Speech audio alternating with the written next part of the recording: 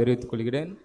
தேவன் நம்முடைய வாழ்நாட்களில் ஒரு நாளை கிருபையாக கொடுத்து இந்த ஒரு நாளிலேயும் இந்த மாலை வேளையிலே அவருடைய மகத்துவமான சத்தியங்களை தியானிக்கும்படியாக இந்த 4வது வால்யூம் தொடர் வேதாகமம் கலந்து கொள்ளும்படியாக செய்த நம்முடைய பிதாவாகிய தேவனுக்கு ஆண்டவராக இயேசு கிறிஸ்துவின் மூலம் நன்றிகளையும் சோதரங்களையும் ஏறெடுத்துக்கொண்டு இந்த ஒரு கூடுகைக்குள்ளாக நாம் கடந்து செல்வோம். இந்த ஒரு கூடுகைக்கு ஆரம்ப பாடலாக நாம் அனைவரும் எழுந்திரண்டு பாடல் எண் 78 சர்வ சிருஷ்டிக்கும் எஜமானன் என்ற பாடலை நாம் அனைவரும் சேர்ந்து பாடுவோம்.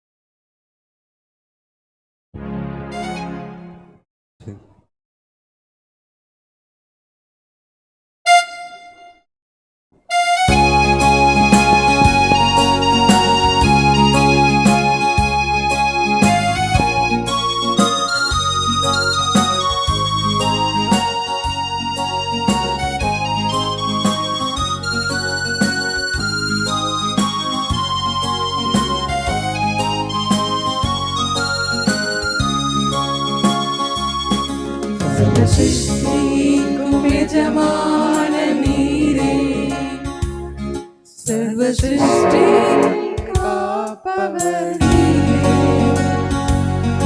எங்கள் இதயத்தில் உம்மை போற்றிடுவோம், என்றென்றும் பணிந்து தொழுவோம். சர்வ சிருஷ்டிக்கும் எஜமான நீரே, சர்வ சிருஷ்டியை காப்பவர் நீரே. எங்கள் இதயத்தில் உம்மை போற்றிடுவோம், என்றென்றும் பணிந்து தொழுவோம்.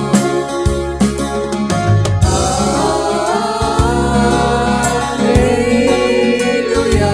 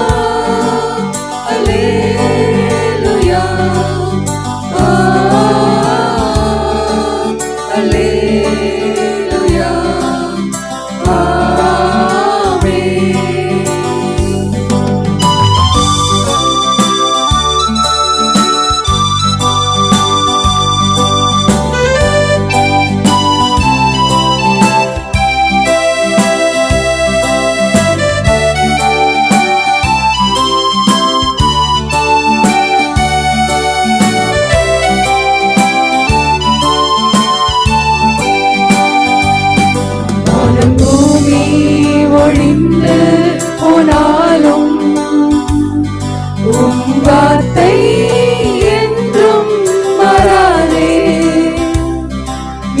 வாழ்க்கை அழிந்து மறைந்து போம் விசுவாசி என்றென்றும் நிலைப்பார்.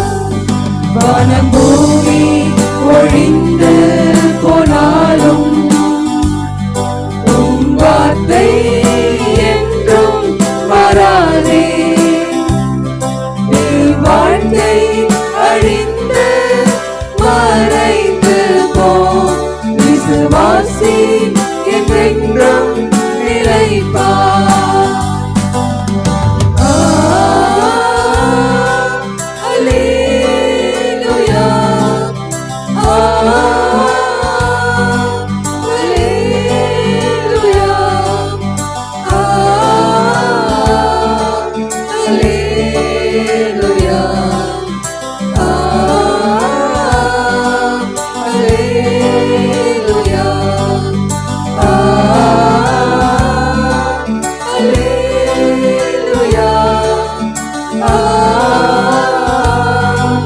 Alleluia. Alleluia. Amen.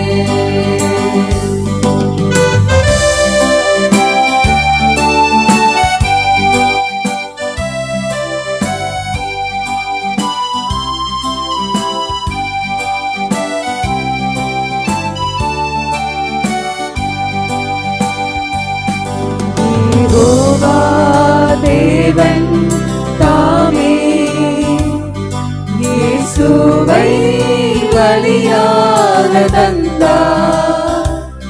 நித்திய ஜீவன் அளித்து காத்திடுவார். நித்தமும் அவரை தொழுவோம். யெகோவா தேவன் தாமே இயேசுவை பலியாக தந்தார். நித்திய ஜீவன் அளித்து காத்திடுவார். நித்தமும் அவரை தொழுவோம்.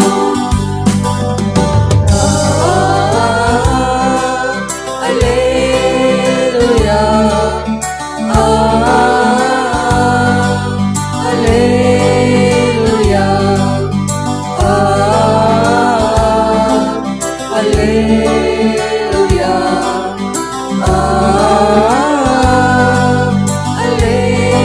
அல்லேலூயா. அல்லேலூயா. அல்லேலூயா. அல்லேலூயா. ஆமென்.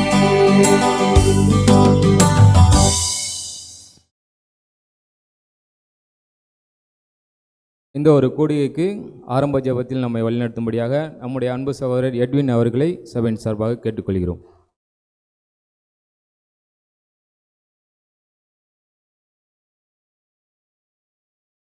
ஜெபம் செய்வோம். மகா உன்னதங்களில் வாசம் பண்ணியிருந்தன எங்கள் அன்பில் ஒன்ற நம்மை தேவரீர் அப்பாவும் ஒருவருக்கே ஸ்தோத்திரமும் துதியும் சகல நாட்களில் உண்டிருப்பதாக. அப்பா இதோ தேவரீர் இப்படி பெரிதான கிருபையினாலும் இரக்கத்தினாலும் அன்பினாலும் தவ அன்போர் கூர்ந்து தேவரீர் சகோதர சகோதராய் கூடியிருக்கிற எங்கள் யாவரையும் கூட மட்டுமாய் வாழ்ந்துட்டு வந்து தேவரீர் இந்த நாளிலும் கூட தேவரீர் உடைய சத்திய வார்த்தைகளை கேட்க தேவரின் கொடுத்த கிருபைகளுக்கு அவங்க நன்றி செலுத்துகிறோம்.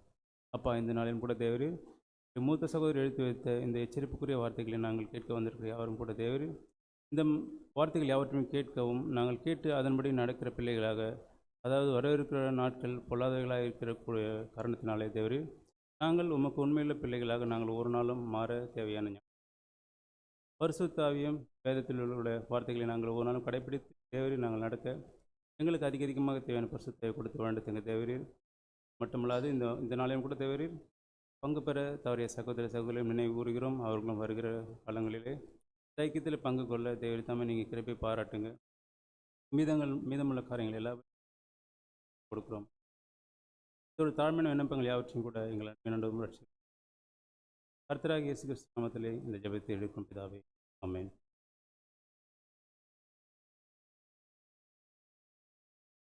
சபையார் அமரலாம். இன்றைய நாளிலுமாக நம்முடைய மூத்த சகோதரர்கள் எழுதிட்ட நான்காவது வால்யூமிலிருந்து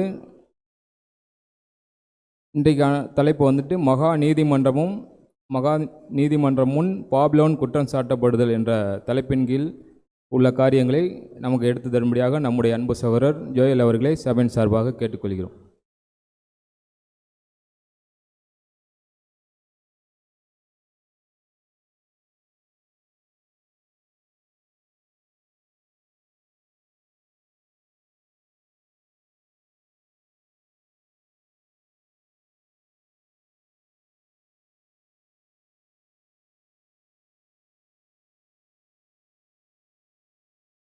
கிறிஸ்துவுக்குள் மிகவும் அன்பாய் அழைக்கப்பட்ட அன்புக்குரிய சகோதர சகோதரிகளே,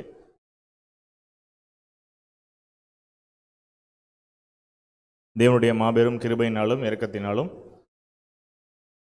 இன்றும் கூட ஒரு சிலராக நாம் இங்கு கூடுவதற்கு தேவன் பாராட்டின இந்த ஒரு மாபெரும் கிருபைக்கு நன்றியும் துதியும் ஸ்தோத்திரங்களையும் நாம் ஏறெடுத்துக்கொண்டு இந்த நாளிலுமே கூட நாம் இந்த ஒரு பாடத்துக்குள்ளாக கடந்து செல்லலாம். மகா நீதிமன்றம் முன் பாபிலோன் குற்றம் சாட்டப்படுதல். Babylon before the great court என்கிற தலைப்பின் கீழாக நம்ம என்ன பண்ணிகிட்டு இருக்கோம் அப்படின்னா, தொடர்ந்து ஒரு 4-5 வாரங்களாக நாம் 7ஆம் தூதனுடைய வார்த்தைகளை என்ன பண்ணிகிட்டு இருக்கோம் அப்படின்னா தியானிச்சுட்டு இருக்கோம். அதனுடைய தொடர்ச்சியாக இன்றும் கூட நாம் என்ன பண்ணலாம் அப்படின்னா, ஒரு சில காரியங்களை பார்த்து நாம் இந்த ஒரு சாப்டரை கூட இன்றைக்கி கன்க்ளூட் பண்ண போகிறோம் அப்படிங்கிறத உங்கள் மத்தியில் தெரிவித்துக் கொள்கிறோம். கடந்த வாரம் என்னென்ன விஷயங்கள் பார்த்தோம்? கடந்த வாரம் யார் எக்லிஷியா வந்திருந்தா?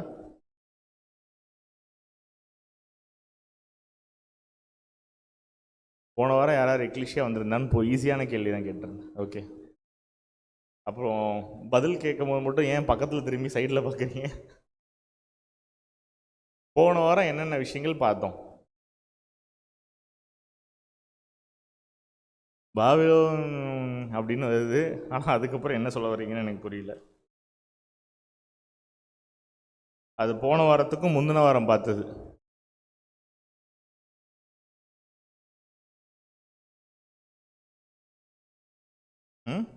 சபை அதிகாரங்களை பற்றிய உலகத்தின் தீர்ப்பு அப்படிங்கிற விஷயத்தில் இந்த உலகத்தில் இந்த பாபிலோன் அமைப்புகளை சார்ந்திருக்கக்கூடிய சபை அதிகாரங்களை பற்றிய உலகத்தின் தீர்ப்பு அப்படிங்கிற சப்ஹெட்டிங்கில் பார்த்தோம். இன்றைக்கி பேர் கிறிஸ்தவ மண்டலத்தில் தேவனுடைய உண்மையான வார்த்தைகளை சத்தியத்தை எந்த மாதிரியாக திரிச்சு பேசுகிறாங்க அப்படிங்கிறத கூட நம்ம என்ன பண்ணோம் பார்த்தோம் இல்லைங்களா? ஸோ அதனால் நம்ம என்ன இன்றைக்கும் கூட பாடத்தில் பார்க்க போகிறோம் அப்படின்னா, அதனுடைய தொடர்ச்சி ஒரு 2 பத்தி இருந்தது. அதை முடிச்சுட்டு என்டையர் சாப்டர் ரிவிஷனுக்குள்ளே போக போகிறோம். அப்போ நரகம் பற்றின உபதேசங்கள் பற்றி பிரதருடைய டைமிங்ஸில் ஒரு சகோதரன் நிறைய கருத்துக்களை பதிவிட்டிருந்தாருன்னு சொல்லியிருந்தோம். அவருடைய பேர் என்ன ஞாபகம் இருக்குங்களா? ஜான்சனா? ஹெச் ஹான்சமா? ஹென்சன், ரெவரண்ட் டாக்டர் ஹென்சன் அப்படிங்கிறவருடைய தவறான ஒரு ஒரு ஒரு விஷயங்களை பார்த்தோம். அவர் எப்படி அவருக்கு புரிஞ்ச ஒரு நரகம் பற்றின விஷயங்களை எப்படி திரிச்சு கூறியிருக்காரு. அவருடைய சமகால பகுதியில் வாழ்ந்த மித்த தேவனுடைய வார்த்தைகளை அறிவிப்பதாக கூறிக்கொண்டு வெறும் ஒரு பொய்யையும் ஒரு மாயையும் ஒரு கட்டுக்கதைகளையும் மக்களிடத்தில் சொல்லி வந்த மற்ற வேற ஃபாதர்கள், பாஸ்டர்கள், குருமார்களை பற்றி என்ன பண்ணோம் அப்படின்னா பார்த்தோம். அப்போ இவர் சொல்லிட்ட கருத்தை பரிசோதித்து பார்த்து யாரும் விளக்கங்கள் சொல்லலை. ரிப்போர்ட்டர்ஸ் கிட்ட போயிட்டு கேட்கும் பொழுது கூட ஒரு உதாரணம் தான் பிரதர் கொடுத்துருக்காரு. இந்த பாபிலோன் அமைப்புகளுடைய சார்ந்திருக்கக்கூடிய சபைகளுடைய அவருடைய போதனைகள் என்னவா இருக்குது அப்படிங்கிறத ஏன் நம்ம பார்த்துருக்கோம். சங்கீதம் 50ஆம் அதிகாரத்தில் ஜட்ஜ்மெண்ட் ரொம்ப அழகாக கிளியராக கொடுத்துருப்பார். நீ என்னுடைய வார்த்தைகளை பேசுகிறதுக்கு உனக்கு நியாயமே இல்லை அப்படின்னு பாபிலோன் கிட்ட சொல்லியிருப்பார் இல்லையா? பாபிலோன் அமைப்புகளை பார்த்து என்ன சொல்லியிருப்பார்? உனக்கு பனிஷ்மெண்ட் இருக்குது. ஏன் அப்படின்னா, நான் சொல்வதாக கூறிக்கொண்டு நீ என்னுடைய உண்மையான சத்தியங்கள் நீ என்ன பண்ணிட்டு இருக்க, திருச்சி மக்களிடத்தில் பேசிகிட்டு இருக்க, அதற்கு உனக்கு மிகப்பெரிய ஒரு ஆக்கினை வரப்போகுது அப்படிங்கிறாரு. ஸோ அதை கூட நாம் எப்படி புரிஞ்சுக்கிட்டோம் அப்படின்னா, உண்மையான சத்தியத்தை தவறாக ஜனங்கள் மத்தியில் போதிப்பது அப்படிங்கிறது பாபிலோன் செய்யக்கூடிய ஒரு காரியம். ஸோ இன்றும் கூட நம்ம மத்தியில் அநேக பிரசங்கங்கள் கொடுக்கக்கூடிய நபர்கள் இருக்காங்க இல்லைங்களா? அப்போது நமக்கும் பாபிலோனுக்கும் வித்தியாசம் காட்டணும், நம்ம ரெண்டும் ஒன்றும் கிடையாது அப்படிங்கிறதுக்கு எதை வச்சு தான் ப்ரூவ் பண்ண முடியும்னா, நாம் எடுக்கக்கூடிய பேசக்கூடிய சத்திய வார்த்தைகள் தேவனுடைய உண்மையான வேதாகம புத்தகத்திலிருந்து வரக்கூடிய ஒரு காரியமாக இருக்கணும். அதே நேரத்தில் தேவன் நமக்கு தூதர்கள் மூலமாக கொடுத்திட்ட விஷயங்களாக இருக்கணும், அப்போஸ்தலர்கள் மூலமாக சொல்லிட்ட காரியங்களாக தலையாய விஷயமாக இருக்கணும் அப்படிங்கிறத நம்ம பார்க்குறோம். ஒருவேளை இன்றைக்கி கூட நம்ம மத்தியில் ஏதோ ஒரு பிரதர் ஒரு கான்செப்டில் ஒரு டாக்டரின் பேசுகிறாங்க, ஆனால் அது தேவனுடைய திட்டத்தோட இசைவாகவும் இல்லை, அதற்கு எந்த ஒரு வசன சான்றுகளும் இல்லை அப்படின்னா அதை கூட நம்ம என்ன பண்ணணும் அப்படின்னா, இது சரியா தவறா இல்லை அந்த சகோதரனுடைய தனிப்பட்ட கருத்தா அப்படிங்கிறத சீர்தூக்கி பார்க்கணும்.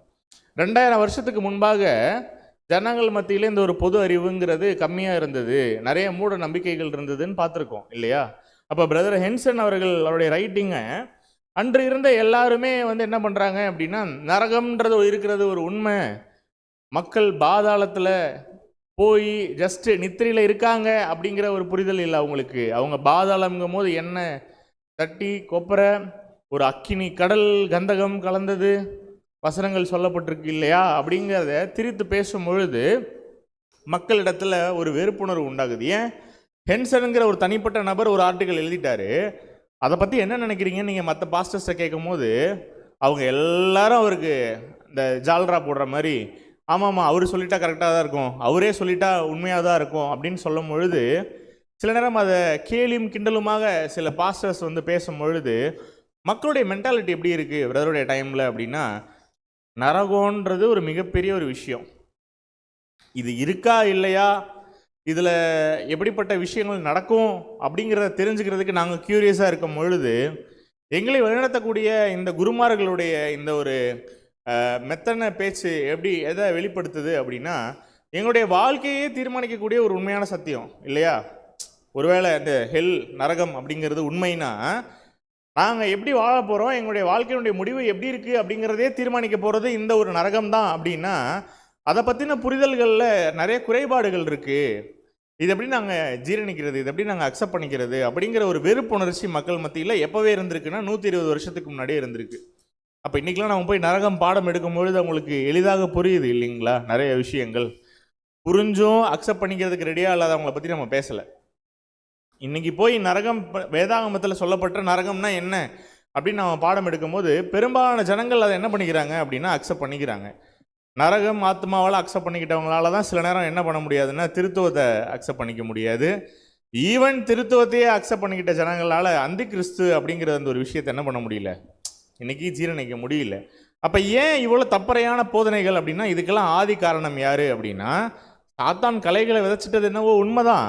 ஆனால் அந்த கலைகள் இன்னைக்கு இந்த பாபிலோன் அமைப்புகளாக உருவெடுத்து இன்னைக்கு உண்மையான தேவனுடைய வார்த்தைகளை கேட்பதற்கு, உண்மையான சத்தியங்களை தெரிந்து கொள்வதற்கு மிகப்பெரிய தடையாக வந்து அமைஞ்சிருக்கு அப்படிங்கிறத நம்ம பார்க்குறோம். அப்போ என்ன பிரதர் சொல்ல வராரு அப்படின்னா, பிரதர் நிறைய ஃபேக்ட்ஸ் போட்டிருப்பார் இல்லையா, நிறைய உண்மைகளை போட்டிருப்பார், நிறைய ஜேர்னல்ஸ் பப்ளிஷ் பண்ணியிருப்பார். அதாவது அந்த காலத்தில் வந்த கட்டுரைகள், நியூஸ் பேப்பரில் ஒரு கட்டுரை வரும்ல, நியூஸ் பேப்பரில் ஆர்டிக்கல், ஒரு சில நியூஸ் பேப்பர் பார்த்துருக்கீங்களா, வாரம் அந்த தலைப்பின் கீழாக சில தொடர் கதைகள் வந்துட்டு இருக்கும் இல்லையா. அதுபோல் பிரதர் ஏதோ அவர் டைமில் நியூஸ் பேப்பரில் வந்தது எல்லாத்தையும் படித்து அப்படியே வால்யூமாக எழுதிட்டாரு அப்படின்னு எதுவும் தவறாக நினைக்கக்கூடாது. ஏன் அப்படின்னா, இது ஒன்றும் பாபிலோன் அமைப்புகளுடைய பொய்யை வந்து வெளிப்படுத்தக்கூடிய ஒரு விஷயமா இருந்திருக்கு. அந்த காலத்தில் அது பெரிய விஷயம் தான், கரெக்டுங்களா. இன்னைக்கு யோசிச்சு பாருங்க, நாமெல்லாம் சேர்ந்து இன்னைக்கு பெயர் கிறிஸ்தவ மண்டலத்தில் நடக்கக்கூடிய தவறான போதகங்கள் எல்லாத்தையும் ஃபுல்லாக கேட்டு, அந்த போதகங்கள் என்னென்னலாம் தப்பு இருக்கோ எல்லாத்தையும் ஒரு ஒரு கண்டென்ட்டாக ரெடி பண்ணி அதை நியூஸ் பேப்பருக்கு பப்ளிஷ் பண்ண கொடுத்தா நமக்கு எப்படி இருக்கும் இன்னைக்கு. அப்போ பிரதர் என்ன தான் பண்ணியிருக்காரு அப்படின்னா, பாபிலோன் அமைப்புகளுடைய இந்த பொய் இருக்கு இல்லையா, இந்த பொய்யை அந்த காலப்பகுதியில் நியூஸ் பேப்பரில் வந்த எல்லா விஷயங்களையும் எடுத்து என்ன பண்ணியிருக்காரு அப்படின்னா நமக்கு ஒரு தரவுகளாக கொடுத்துருக்கார். மேலும் இதில் கூட ஒரு முக்கியமான விஷயங்கள் இருக்குது.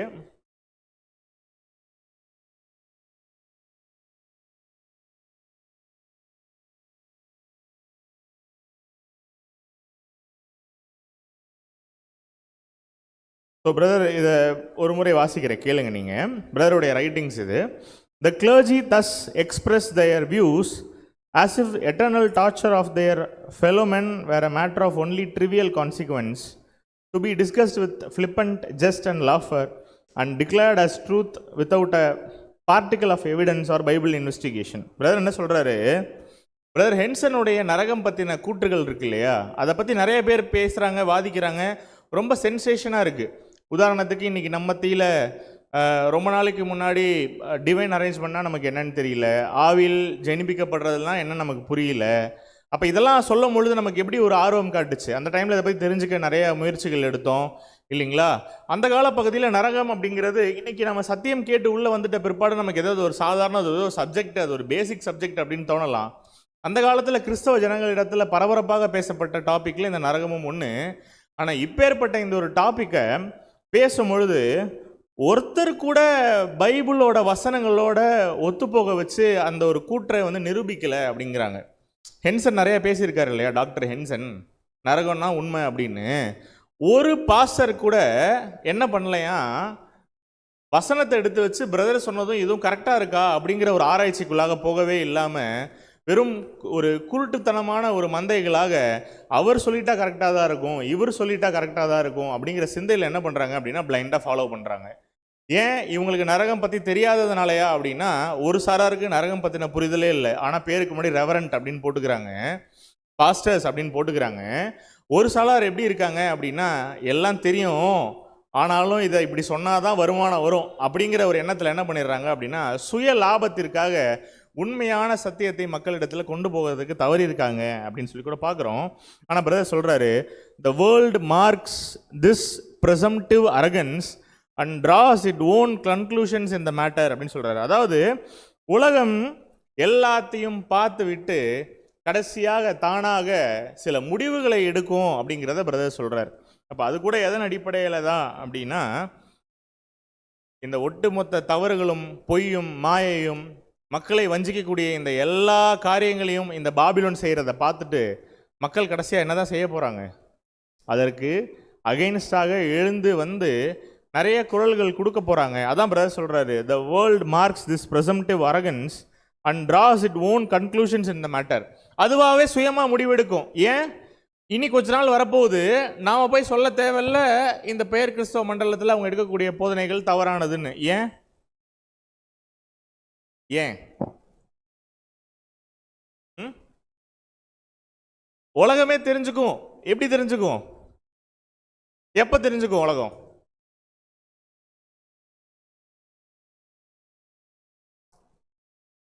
ஜட்ஜ்மெண்ட் வரப்போகுது.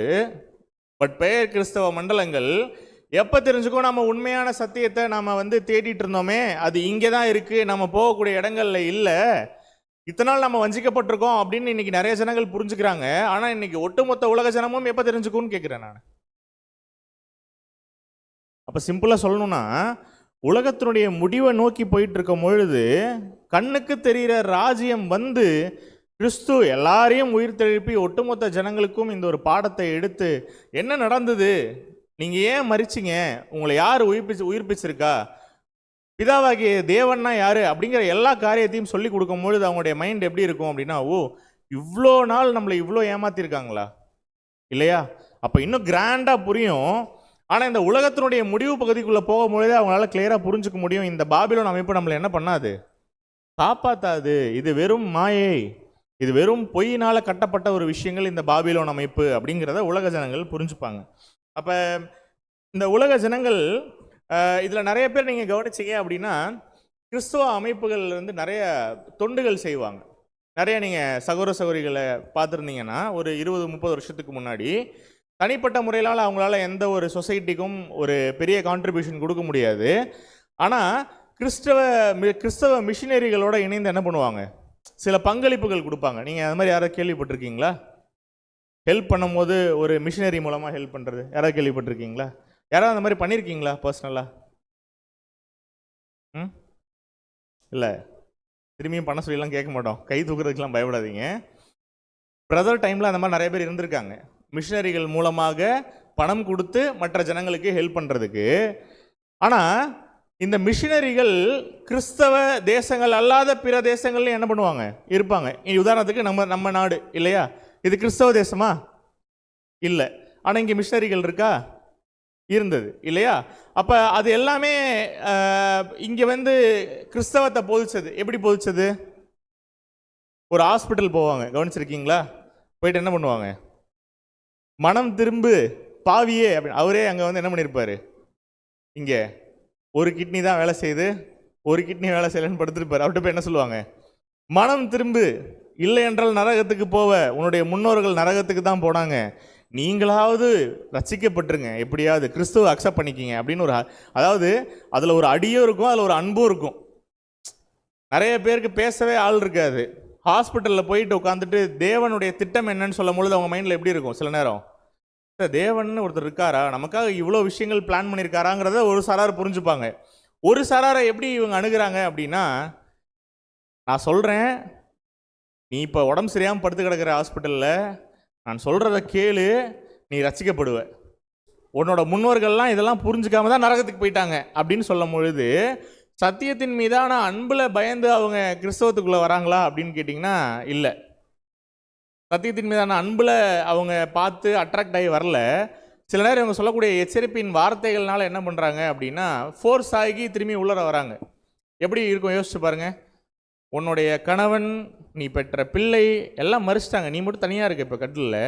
இவங்கெல்லாம் கிறிஸ்துவ அக்செப்ட் பண்ணிக்காதனால நரகத்துக்கு போயிட்டாங்க, நீயாவது அக்செப்ட் பண்ணிட்டு இனிமேல் பரலோகத்துக்கு வா அப்படின்னு சொல்லும் பொழுது அவங்க மத்தியில் சில நேரம் கண்ணீர்கள் வரும் இல்லையா? ஏன் என்னுடைய கணவனும் என்னுடைய பிள்ளையும் நரகத்துக்கு போயிட்டாங்களா, அப்போ இயேசு கிறிஸ்துவ அக்செப்ட் பண்ணிக்கிட்டாதான் எனக்கு பரலோகமா இல்லைனா எனக்கு நரகமா அப்படிங்கிற போதனையெல்லாம் கேட்கும் பொழுது சில தனிப்பட்ட நபர்கள் தொண்டு செய்வாங்க தெரியுமா, மிஷினரிகள் மூலமாக. இந்த போதனை தவறானது அப்படின்னு பிரதருடைய டைம்லேயே நிறைய பேர் புரிஞ்சுக்கிட்டு என்ன பண்ணலை அப்படின்னா, இந்த மிஷினரிகளுக்கு கொடுக்க வேண்டிய பணங்களை கொடுக்கல. தனிப்பட்ட முறையில் நான் கொடுத்துக்கிறேன், ஏன்பா ஓன்ட்ட வந்து அந்த பணத்தை கொடுத்து நீ தேவனுடைய வார்த்தையை கொண்டு போய் அங்கே சொல்கிறேன் அப்படிங்கிற பேரில் நீ தவறான சில போதனைகளை நீ மக்கள்கிட்ட செலுத்திட்டு இருக்க இல்லையா, அது வேண்டாம். நான் தனிப்பட்ட முறையில் யாருக்கு உதவி செய்யணுமோ நான் செஞ்சுக்கிறேன் அப்படிங்கிற மனப்பக்குவத்தில் நம்முடைய 7ஆம் தூதனுடைய காலப்பகுதியில் வாழ்ந்த நிறைய பேர் அதை ரியலைஸ் பண்ணியிருக்காங்க. இந்த பாபிலோன் அமைப்புகளுக்கு மத்தியில் சத்தியம் இல்லை அப்படின்னு. நாமெல்லாம் போய் ஹாஸ்பிட்டல் போய் பேசுகிறோமா? யாரையாவது பார்த்து பேசுகிறோமா? இல்லை. ஆனால் எனக்கு நினைவு தெரிஞ்சு ஒரு ஞாபகம் இருக்குது. ப்ராபப்ளி திருச்சி எக்லிஷாலேருந்து வந்த ஒரு சில பழைய பிரதர்ஸ்னால சில நேரம் ரிலேட் பண்ண முடியும், ஒருவேளை அதை கேட்கக்கூடிய நபர்களாக இருந்தாலும் கூட. திருச்சியில் வந்து கண்டோன்மெண்ட் அப்படின்ற ஒரு ஏரியா இருக்குது. அதுக்கு ஆப்போசிட்டில் பார்த்தீங்கன்னா சைல்டு ஜீசஸ் ஹாஸ்பிட்டல்னு ஒன்று இருக்கும், குழந்தை இயேசு ஹாஸ்பிட்டல்னு ஒன்று இருக்கும். ட்ராக்ஸ் கொடுப்பாங்கன்னு சொல்லியிருக்கேன் இல்லையா, இந்த நரகம் பற்றின போதனைகள் குறித்தான ட்ராக்ஸ் எல்லாம் கொடுத்துட்டு இருந்தாங்க 20 வருஷத்துக்கு முன்னாடி திருச்சியில். வீடு வீடாக போய் டோர் டு டோர் போய் பேசியிருக்காங்கன்னு. அது மாதிரி இந்த ஹாஸ்பிட்டல்ஸில் போய் ட்ரூத் சொல்லக்கூடிய சூழ்நிலைகள்லாம் இருந்திருக்கு. தெரிந்த நபர்கள் அட்மிட் ஆகிருப்பாங்க, அவங்க யார் மூலமாக சொல்லியிருப்பாங்க எங்களுக்காக ப்ரேயர் பண்ணுங்களேன் அப்படின்னு. அப்படியெல்லாம் போன நாட்களும் உண்டு. ஆனால் இதை கிறிஸ்தவ மிஷினரிகள் எப்படி தவறாக பயன்படுத்திக்கிறாங்க அப்படின்னா, ஏதோ தேவனை வார்த்தைகளை சொல்கிற மாதிரியும் ஏதோ இவங்களுக்காக உண்மையிலுமே இறக்கப்பட்டு ஜெபிக்கிற மாதிரியும் இருந்துட்டு தான் நேசிக்கக்கூடிய ஒரு மார்க்கத்தை மற்றவர்கள் மத்தியில் திணிக்கக்கூடிய ஒரு விஷயமா இருக்குது. ஏன்னா நீங்கள் சொல்லுங்கள், ஹாஸ்பிட்டலில் படுத்திருக்கும் பொழுது அவங்கக்கிட்ட போயிட்டு வேதாகமத்தை முறையாக கற்பது எப்படி அப்படின்னு பேசிகிட்டு இருக்க முடியுமா கேஷுவலாக? நாமளாம் தான் என்ன பண்ணுவோம், ரெக்கவர் ஆகிட்டு வாங்க, தேவன் மிகப்பெரிய திட்டங்கள் வச்சுருக்காரு, நிறைய சத்தியங்கள் இருக்குது, நம்ம பகிர்ந்துக்கிறோம் அப்படின்னு சொல்லிட்டு வந்துடுவோம் ஒரு ப்ரேயர் பண்ணிவிட்டு. ஆனால் இன்றைக்கி ஏன் கிறிஸ்டியன்ஸ்னாலே மத மாற்றங்கள் செய்கிறாங்க அப்படின்னு சொல்லிட்டு எல்லாம் பயந்து ஓடுறாங்க இன்றைக்கி நிறைய பேர்? ஏன்? ஹலோ நல்லா இருக்கீங்களா அப்படின்னு பக்கத்தில் வருவாங்க. நம்மளாம் தான் என்ன பண்ணுவோம், நானும் கிறிஸ்டியன் தாங்க அப்படின்வோம். மற்ற மதத்தினர் என்ன பண்ணுறது, ஹலோ நல்லா இருக்கீங்களா அப்படின்னா நல்லா இருக்கேன் சொல்லுங்கள், தேவன் உங்களை ஆசீர்வதிப்பாராக அப்படின்னோடனே சைக்கிள் எடுத்து வேகமாக மிதிக்க ஆரம்பிச்சிருவாங்க. ஏன்? இவன்கிட்ட 10 நிமிஷம் பேசினா போதும், நம்மளை ஃபோர்ஸ் பண்ணி திணிச்சு மதமாற்றம் பண்ணிடுவாங்கன்ற பயத்தில் இன்றைக்கி நிறையா ஜனங்கள் இருக்காங்க. ஏன்னா வெளியில் இன்றைக்கி அது ஒரு பிஸ்னஸ். ஏன்?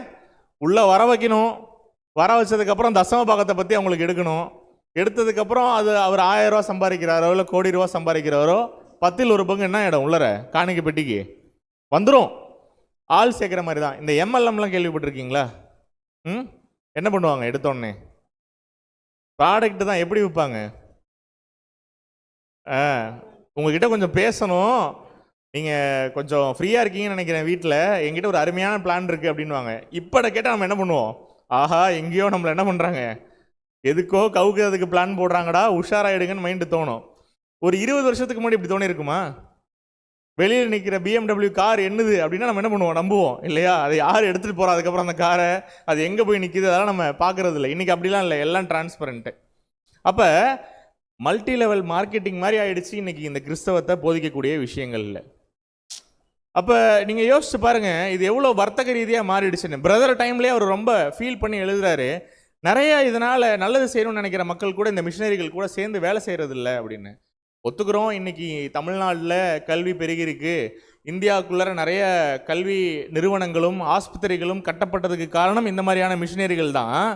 அதில் சில நன்மைகள் இருந்திருக்கு மக்களுக்கு, உலக ஜனங்களுக்கு, தவறில்லை.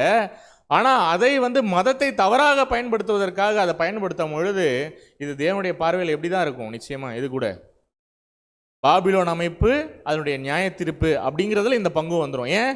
சர்வீஸாக மட்டும் பண்ணுறதில்ல, தேவனுடைய வார்த்தைகளை உள்ளதை உள்ளபடி சொல்கிறதில்ல. அப்போ அவங்களுடைய சுய லாபத்திற்காக என்ன பண்ணுறது அப்படின்னா தேவனுடைய வார்த்தைகளை அவங்க பயன்படுத்தக்கூடிய ஒரு விஷயம். மேலும் ஏன் இதெல்லாம் தெரிய வருது இன்னைக்கு உலக ஜனங்களுக்கு? நமக்கு இருக்கிற இந்த பொது அறிவு இன்னைக்கு உலக ஜனங்களுக்கும் இருக்கா இல்லையா? நிறைய பேர் என்னுடைய ஆஃபீஸ்லேயே கேட்பாங்க, உங்கள் சர்ச்சுக்கு வந்தால் எவ்வளோ அமௌண்ட் கொடுப்பீங்க அப்படின்னு கேட்பாங்க. சர்ச்சுக்கு வந்தால் அமௌண்ட் கொடுப்போமா? யாருங்க இந்த மாதிரிலாம் சொன்னால்? போல எங்கள் சர்ச் எப்படி இருக்குன்னு பார்த்துருக்கீங்களா அப்படின்னு கேட்போம். இல்லை பார்த்ததில்ல, அதுக்கு தான் ஒரு நாள் வரோம், எவ்வளோ அமௌண்ட் கொடுப்பீங்க அப்படின்வாங்க. வந்தீங்கன்னா கொடுக்கலாம் மாட்டோம். அடுத்து நான் சொல்ல விரும்பலை. ஸோ அதனால் அப்போ ஏன் இதெல்லாம் நம்ம போய் வெளியில் போய் பேசும்பொழுது ரொம்ப யோசிச்சு நம்ம பேசுகிறோம் அப்படின்னா, நம்மளை கிறிஸ்தவர்கள் அப்படிங்கிற ஒரு அடையாளத்துக்குள்ளே அடைக்கப்பட்டாச்சு அப்படின்னா நாம் சொல்வதே அவங்களுடைய காதுகளுக்கு போகாது. அந்தளவுக்கு சாத்தான் இன்னைக்கு என்ன பண்ணியிருக்கான் அப்படின்னா, தேவனை பற்றி தெரிஞ்சுக்கவே கூடாது இந்த மனுக்குலம் அப்படிங்கிறதுல அவனால் என்ன முயற்சிகள் எடுக்க முடியுமோ இன்னும் எடுத்துகிட்டு இருக்கான். ஆனால் அதில் ஜெயிக்கிறானா அப்படின்னா ஜெயிக்கிறது இல்லை. ஏன்?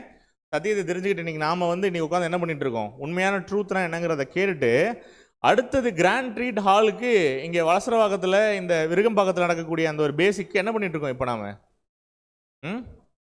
கிராண்ட் ட்ரீட்டா விருகம்பாக்கத்துலேயே நடக்குது, நாம் நடத்துகிறோமா? நான் வருவா? அப்படி தான் இருக்கு உங்களுடைய ரியாக்ஷன் எல்லாமே. பிரதர் ஆல்ரெடி அனௌன்ஸ்மெண்ட்லாம் சொல்லியிருப்பாரு. எத்தனை பேரை நம்ம கூட்டுறதுக்கு ரெடியாக இருக்கும் உண்மையான சத்தியங்களை தேவன் மத்தியில், தேவனுடைய வார்த்தைகளை ஜனங்கள் மத்தியில் கொண்டு போய் சேர்க்கறதுக்கு? ஒருத்தர் வரலாம், 2 பேர் வரலாம். இன்றைக்கி உட்காந்துருக்க நிறைய பேர் இந்த ட்ரூத்தில் இருக்கீங்க அப்படின்னா ஆள் எத்தனை பேர் வருவாங்கன்னு யோசிச்செல்லாம் அந்த ஊழியங்கள் செய்யலை. அப்போ தேவன் மிகப்பெரிய ஒரு ஸ்லாக்கியம் கொடுத்துருக்காரு. இந்த பாபிலோன் இவ்வளோ பொய்யான விஷயங்கள் பேசிகிட்டு இருக்கும்பொழுது உண்மையான சத்தியத்தை இந்த டைம்லேயே நம்ம போய் அவங்கக்கிட்ட அறிவிக்கிறதுக்கு தேவன் எவ்வளவோ வாய்ப்புகள் கொடுத்துருக்காரு. எது மட்டும் தருவார்? எது மட்டும் அந்த வாய்ப்புகள் தருவார் தேவன் நமக்கு? இந்த ஹால் சேர்லாம் ஃபுல்லாகிற வரைக்கும் தருவாரா? 1,44,000 நிறைவடைகிற வரைக்கும் தருவார். கடைசி மணி எடுத்துக்கொள்ளப்படுற வரைக்கும் தருவார் இல்லையா? அதுக்கப்புறம் என்ன ஆகும்? நிறைய ஆப்பர்ச்சுனிட்டிஸ் கிடச்சிட்டே இருக்குமா? இன்னும் அடுத்த வருஷம் பேசிக் போடணும், ஈசிஆரில் போடணும், ஓஎம்ஆரில் போடணும், லாங் போய் போடணும், வாய்ப்பு கொடுத்துட்டே இருப்பாரா? டைம் இஸ் ஷார்ட்னு பார்க்குறோம். நம்முடைய அழைப்பை தெரிந்து கொள்ளையும் உறுதிப்படுத்திக்கணும், எஞ்சிருக்கக்கூடிய கோதுமை மணிகளையும் களஞ்சியத்தில் சேர்க்கணும். ஆனால் எந்த சுயலாபத்துக்காக எந்த ஒரு ஊழியமும் செஞ்சிடக்கூடாது. இப்போ நமக்கும் பாபிலோனுக்கும் என்ன வித்தியாசம்? பாபிலோன் அமைப்புகள் தன்னுடைய சுய லாபத்திற்காக உண்மையான சத்தியத்தை என்ன பண்ணிட்டு இருக்காங்க? இன்னைக்கு வித்துட்டு இருக்காங்க. லிட்டரலா சத்தியத்தையும் சொல்றது இல்லை, வியாபாரமும் பண்ணிட்டு இருக்காங்க இல்லையா? ஆண்டவருக்கு இயேசு கிறிஸ்துவனுடைய முதலாம் வருகை என்ன நடந்தது? தேவாலயங்களுக்கு வெளியில் நீங்கள் என்ன பண்ணுறீங்க? காசு கடைகளாகவும் கல்லர் கோயிலாகவும் என்ன பண்ணிட்டீங்க? மாற்றிட்டீங்க என்னுடைய தேவனுடைய இடத்த அப்படின்னு சொல்லிட்டு அவர் ரொம்ப ஆக்ரோஷமாகி என்ன பண்ணுறாரு? எல்லாத்தையும் கவிழ்த்து போடுறாரு இல்லையா? அப்போ இன்றைக்கி கிறிஸ்தவ மண்டலம் இன்றைக்கி அப்படி தான் இருக்குது. ஆண்டவருக்கு இயேசு கிறிஸ்து டைம் பீரியடில் உருவான விஷயங்கள். சாத்தான் கலைகளை விதைச்சிட்டான். ஆனால் இன்றைக்கி அந்த கலைகளை விதைக்கப்பட்ட கலைகளை இன்றைக்கி நாம் பிடிக்கிறது நம்முடைய வேலை கிடையாது. உண்மையான மணிகளை ஹேண்ட் பிக் பண்ணணும். ஏன்னா தேவன் எவிடெண்ட்டாக ஒரு டைமில் என்ன பண்ணிவிடுவார்? குற்றவாளி கூண்டில் இந்த பாபிலோனை ஏற்றிட்டு ஒட்டுமொத்த உலகமும் பார்க்குற மாதிரி என்ன பண்ணிட்டு இருப்பார் அப்படின்னா, அதுக்கு நியாய தீர்ப்பை சொல்லிட்ட நியாய தீர்ப்பை திரும்பியும் ரிமைண்ட் பண்ணுவார் அப்படிங்கிறத நம்ம பார்க்குறோம். அப்போ அன்புக்குரிய சகோதர சகோதரிகளே, நாம் ஒரு விஷயம் கிளியராக புரிஞ்சுக்கணும். இந்த பாபிலோன் அமைப்புகள் அரசியல் சக்திகளால் அதனுடைய ஊழல்களால் எப்படி நிறைஞ்சிருக்கு அப்படிங்கிறத பார்த்துருக்கோம். இந்த பாபிலோன் அமைப்பு சார்ந்த சமுதாயங்கள் எந்த அளவுக்கு ஊழல் பட்டிருக்கு அப்படிங்கிறத நம்ம பார்த்துருக்கோம். இந்த பாபிலோன் அமைப்புகள் மூலமாக இந்த மதம் எந்த அளவுக்கு ஒரு ஊழல் மிக்க ஒரு கூட்டமாக இருந்திருக்கு, சக்தியாக இருந்திருக்கு அப்படிங்கிறத பார்த்துருக்கோம். இதெல்லாம் பார்க்கும்பொழுது தேவன் என்ன சொல்ல வரார் அப்படின்னா, இது எல்லாத்தையும் பார்க்குறீங்கள ஜனங்களே, குற்றவாளி கூண்டு நினைக்கக்கூடிய பாபிலோன் செய்திட்ட தவறுகள் இதெல்லாமே, இதற்கு தண்டனை உங்கள் மூலமாக தான் கொடுக்க போகிறேன் அப்படிங்கிறத நம்முடைய தேவன் கூறுகிறார். அப்போ பாபிலோன் செய்திட்ட பொய் அலங்காரங்கள், மகிமை, வல்லமை, அதிகாரம், இது எல்லாத்துக்கும் ஒரு மாபெரும் ஒரு அழிவு தேவன் என்ன பண்ணுறாரு அப்படின்னா உண்டு பண்ணுறார். நம்ம பார்த்தோம் இல்லையா? ஒரு மிகப்பெரிய ஒரு எந்திர கல்லை கட்டி கடலில் இறக்குனா எப்படி இருக்குமோ, இந்த பாபிலோனுக்கு வரக்கூடிய அழிவு எப்படி இருக்குமா? அப்படி இருக்கும் இல்லையா? இதை நம்ம பார்த்துருக்கோம், போன சாப்டர்கள்லேயே விளக்கங்கள் பார்த்துருக்கோம் இல்லையா? ஒரு கல்லை கட்டி கடலில் போட்டால் திரும்பி மேலே வருமா? நடுக்கடலில் போட்டால் ஒரு வெயிட்டான பெரிய கல் வராது இல்லையா, எந்த ஆப்ஜெக்டும் மேலே வராது இல்லையா, அது போல் இந்த பாபிலோனை உள்ளுக்குள்ளாக ஒரு நித்திய அழிவுக்குள்ளாக தேவன் தள்ள போகிறாரு. அந்த ப்ராசஸ் தான் இந்த ஒரு விஷயங்கள் அப்படிங்கிறத நம்ம பார்த்துருக்கோம். அப்போ இதுதான் சங்கீதம் 50ஆம் அதிகாரத்தில் உள்ள வசனங்களில் தேவன் என்ன பண்ணியிருக்கார் அப்படின்னா சொல்லியிருக்கார். இதோட இந்த சாப்டர் முடிஞ்சது. ஒரு குயிக் ரிவிஷன் போயிடலாமா இந்த சாப்டர்? இது வரைக்கும் ஒரு வேளை கவனிக்கல அப்படின்னா கூட என்ன பண்ணலாம், இந்த சாப்டரில் என்ன இருக்குது அப்படிங்கிறத தெரிஞ்சுக்கிறதுக்கு குயிக்காக கவனிக்கலாம். ஒரு 5-10 மினிட்ஸ் இந்த சாப்டரை ரிவைஸ் பண்ணி நம்ம என்ன பண்ணலாம், இந்த ஒரு பாடத்தை நம்ம முடிக்கலாம்.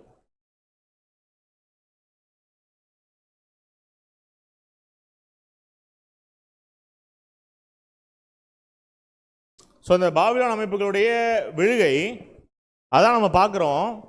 இந்த பாபிலோன் அமைப்பு எப்படி அழிய போகுது அப்படிங்கிறத பார்க்குறோம். ஆனால் அழிகிறதுக்கு முன்னாடி தேவன் என்ன பண்ணுறார் அப்படின்னா, இந்த பாபிலோன் அமைப்புக்கு வரக்கூடிய அழிவு ஏன் நியாயமாக ஒரு அழிவை நான் கொடுக்குறேன் இந்த பாபிலோன் அமைப்புகளுக்கு அப்படிங்கிறத ஒட்டுமொத்த உலக ஜனங்களும் புரிஞ்சுக்கணும் இல்லையா, மெயினாக கிறிஸ்தவ ஜனங்கள் புரிஞ்சுக்கணும் இல்லையா.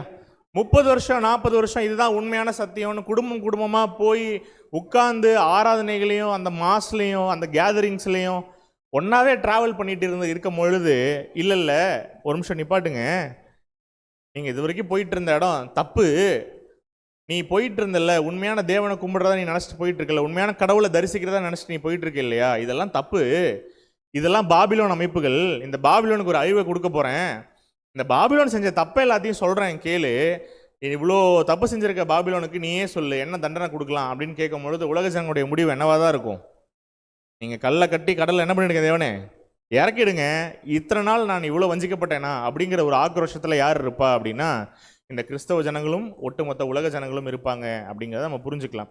அப்போ இந்த பாபிலோனின் நியாய தீர்ப்பு, இந்த நீதிமன்றம் முன்பாக மகா நியாய சபை முன்பாக பாபிலோன் குற்றம் சாட்டப்படுதல் அப்படிங்கிறது இந்த சாப்டருடைய தலைப்பு. அப்படின்னா இந்த குற்றவாளி கூண்டு நிற்கக்கூடிய இந்த ஒரு பாபிலோனுக்கு தேவன் கொடுத்திட்ட தண்டனை தான் என்ன அப்படின்னா இந்த சங்கீதத்தில் வரக்கூடிய விஷயங்கள். மீண்டும் ஒரு முறை வாசிச்சிடலாம் ஃபுல்லாக. சங்கீதம் 50ஆம் அதிகாரம் 1ஆம் வசனம். வலிமை உள்ள தேவனாகிய கர்த்தர் வசனித்து சூரியன் உதிக்கும் திசை தொடங்கி அது அஸ்தமிக்கும் திசை வரைக்கும் உள்ள பூமியை கூப்பிடுகிறார். அவர் தம்முடைய ஜனத்தை நயந்தீர்க்க உயர இருக்கும் வானங்களையும் பூமியையும் கூப்பிடுவார். 7ஆம் வசனம். என் ஜனமே கேள், நான் பேசுவேன், இஸ்ரவேலே உனக்கு விரோதமாய் சாட்சியிடுவேன், நானே தேவன் உன் தேவனாய் இருக்கிறேன். மேலும் 16 முதல் 22 வசனங்கள் முடிய. தேவன் துன்மார்க்கனை நோக்கி, நீ என் பிரமாணங்களை எடுத்து உரைக்கவும் என் உடன்படிக்கையை உன் வாயினால் சொல்லவும் உனக்கு என்ன நியாயம் உண்டு? சிட்சியை நீ பகைத்து என் வார்த்தைகளை உனக்கு பின்னாக எரிந்து போடுகிறாய். இது எல்லாமே தேவன் பாபிலோனுக்கு கொடுக்கக்கூடிய ஆல்ரெடி கொடுத்துட்ட நியாய தீர்ப்பு. மேனே தெக்கேல் உப்பார்சன் என்பது நியாய தீர்ப்பு கொடுத்துட்டாரு. கொடுத்துட்டு நீ என்ன பண்ணிட்டு இருக்க, நீ செஞ்ச தவறுகள் என்ன அப்படிங்கிறத குற்றவாளி கூண்டில் நிப்பாட்டி உலக ஜனங்களுக்கு சொல்லிட்டு இருக்காரு, இங்கே பாரு எவ்வளோ தப்பு பண்ணியிருக்காங்க அப்படிங்கிறத. நீ திருடனை காணும்போது அவனோடு ஒருமித்து போகிறாய், விபச்சாரோடும் உனக்கு பங்குண்டு. உன் வாயை பொல்லாப்புக்கு திறக்கிறாய், உன் நாவு சற்பனையை பிணைக்கிறது. நீ உட்கார்ந்து உன் சகோதரனுக்கு விரோதமாய் பேசி உன் தாயின் மகனுக்கு அவதறு உண்டாக்குகிறாய். இவைகளை நீ செய்யும் பொழுது நான் மௌனமாய் இருந்தேன், உன்னை போல் நானும் இருப்பேன் என்று நினைவு கொண்டாய்.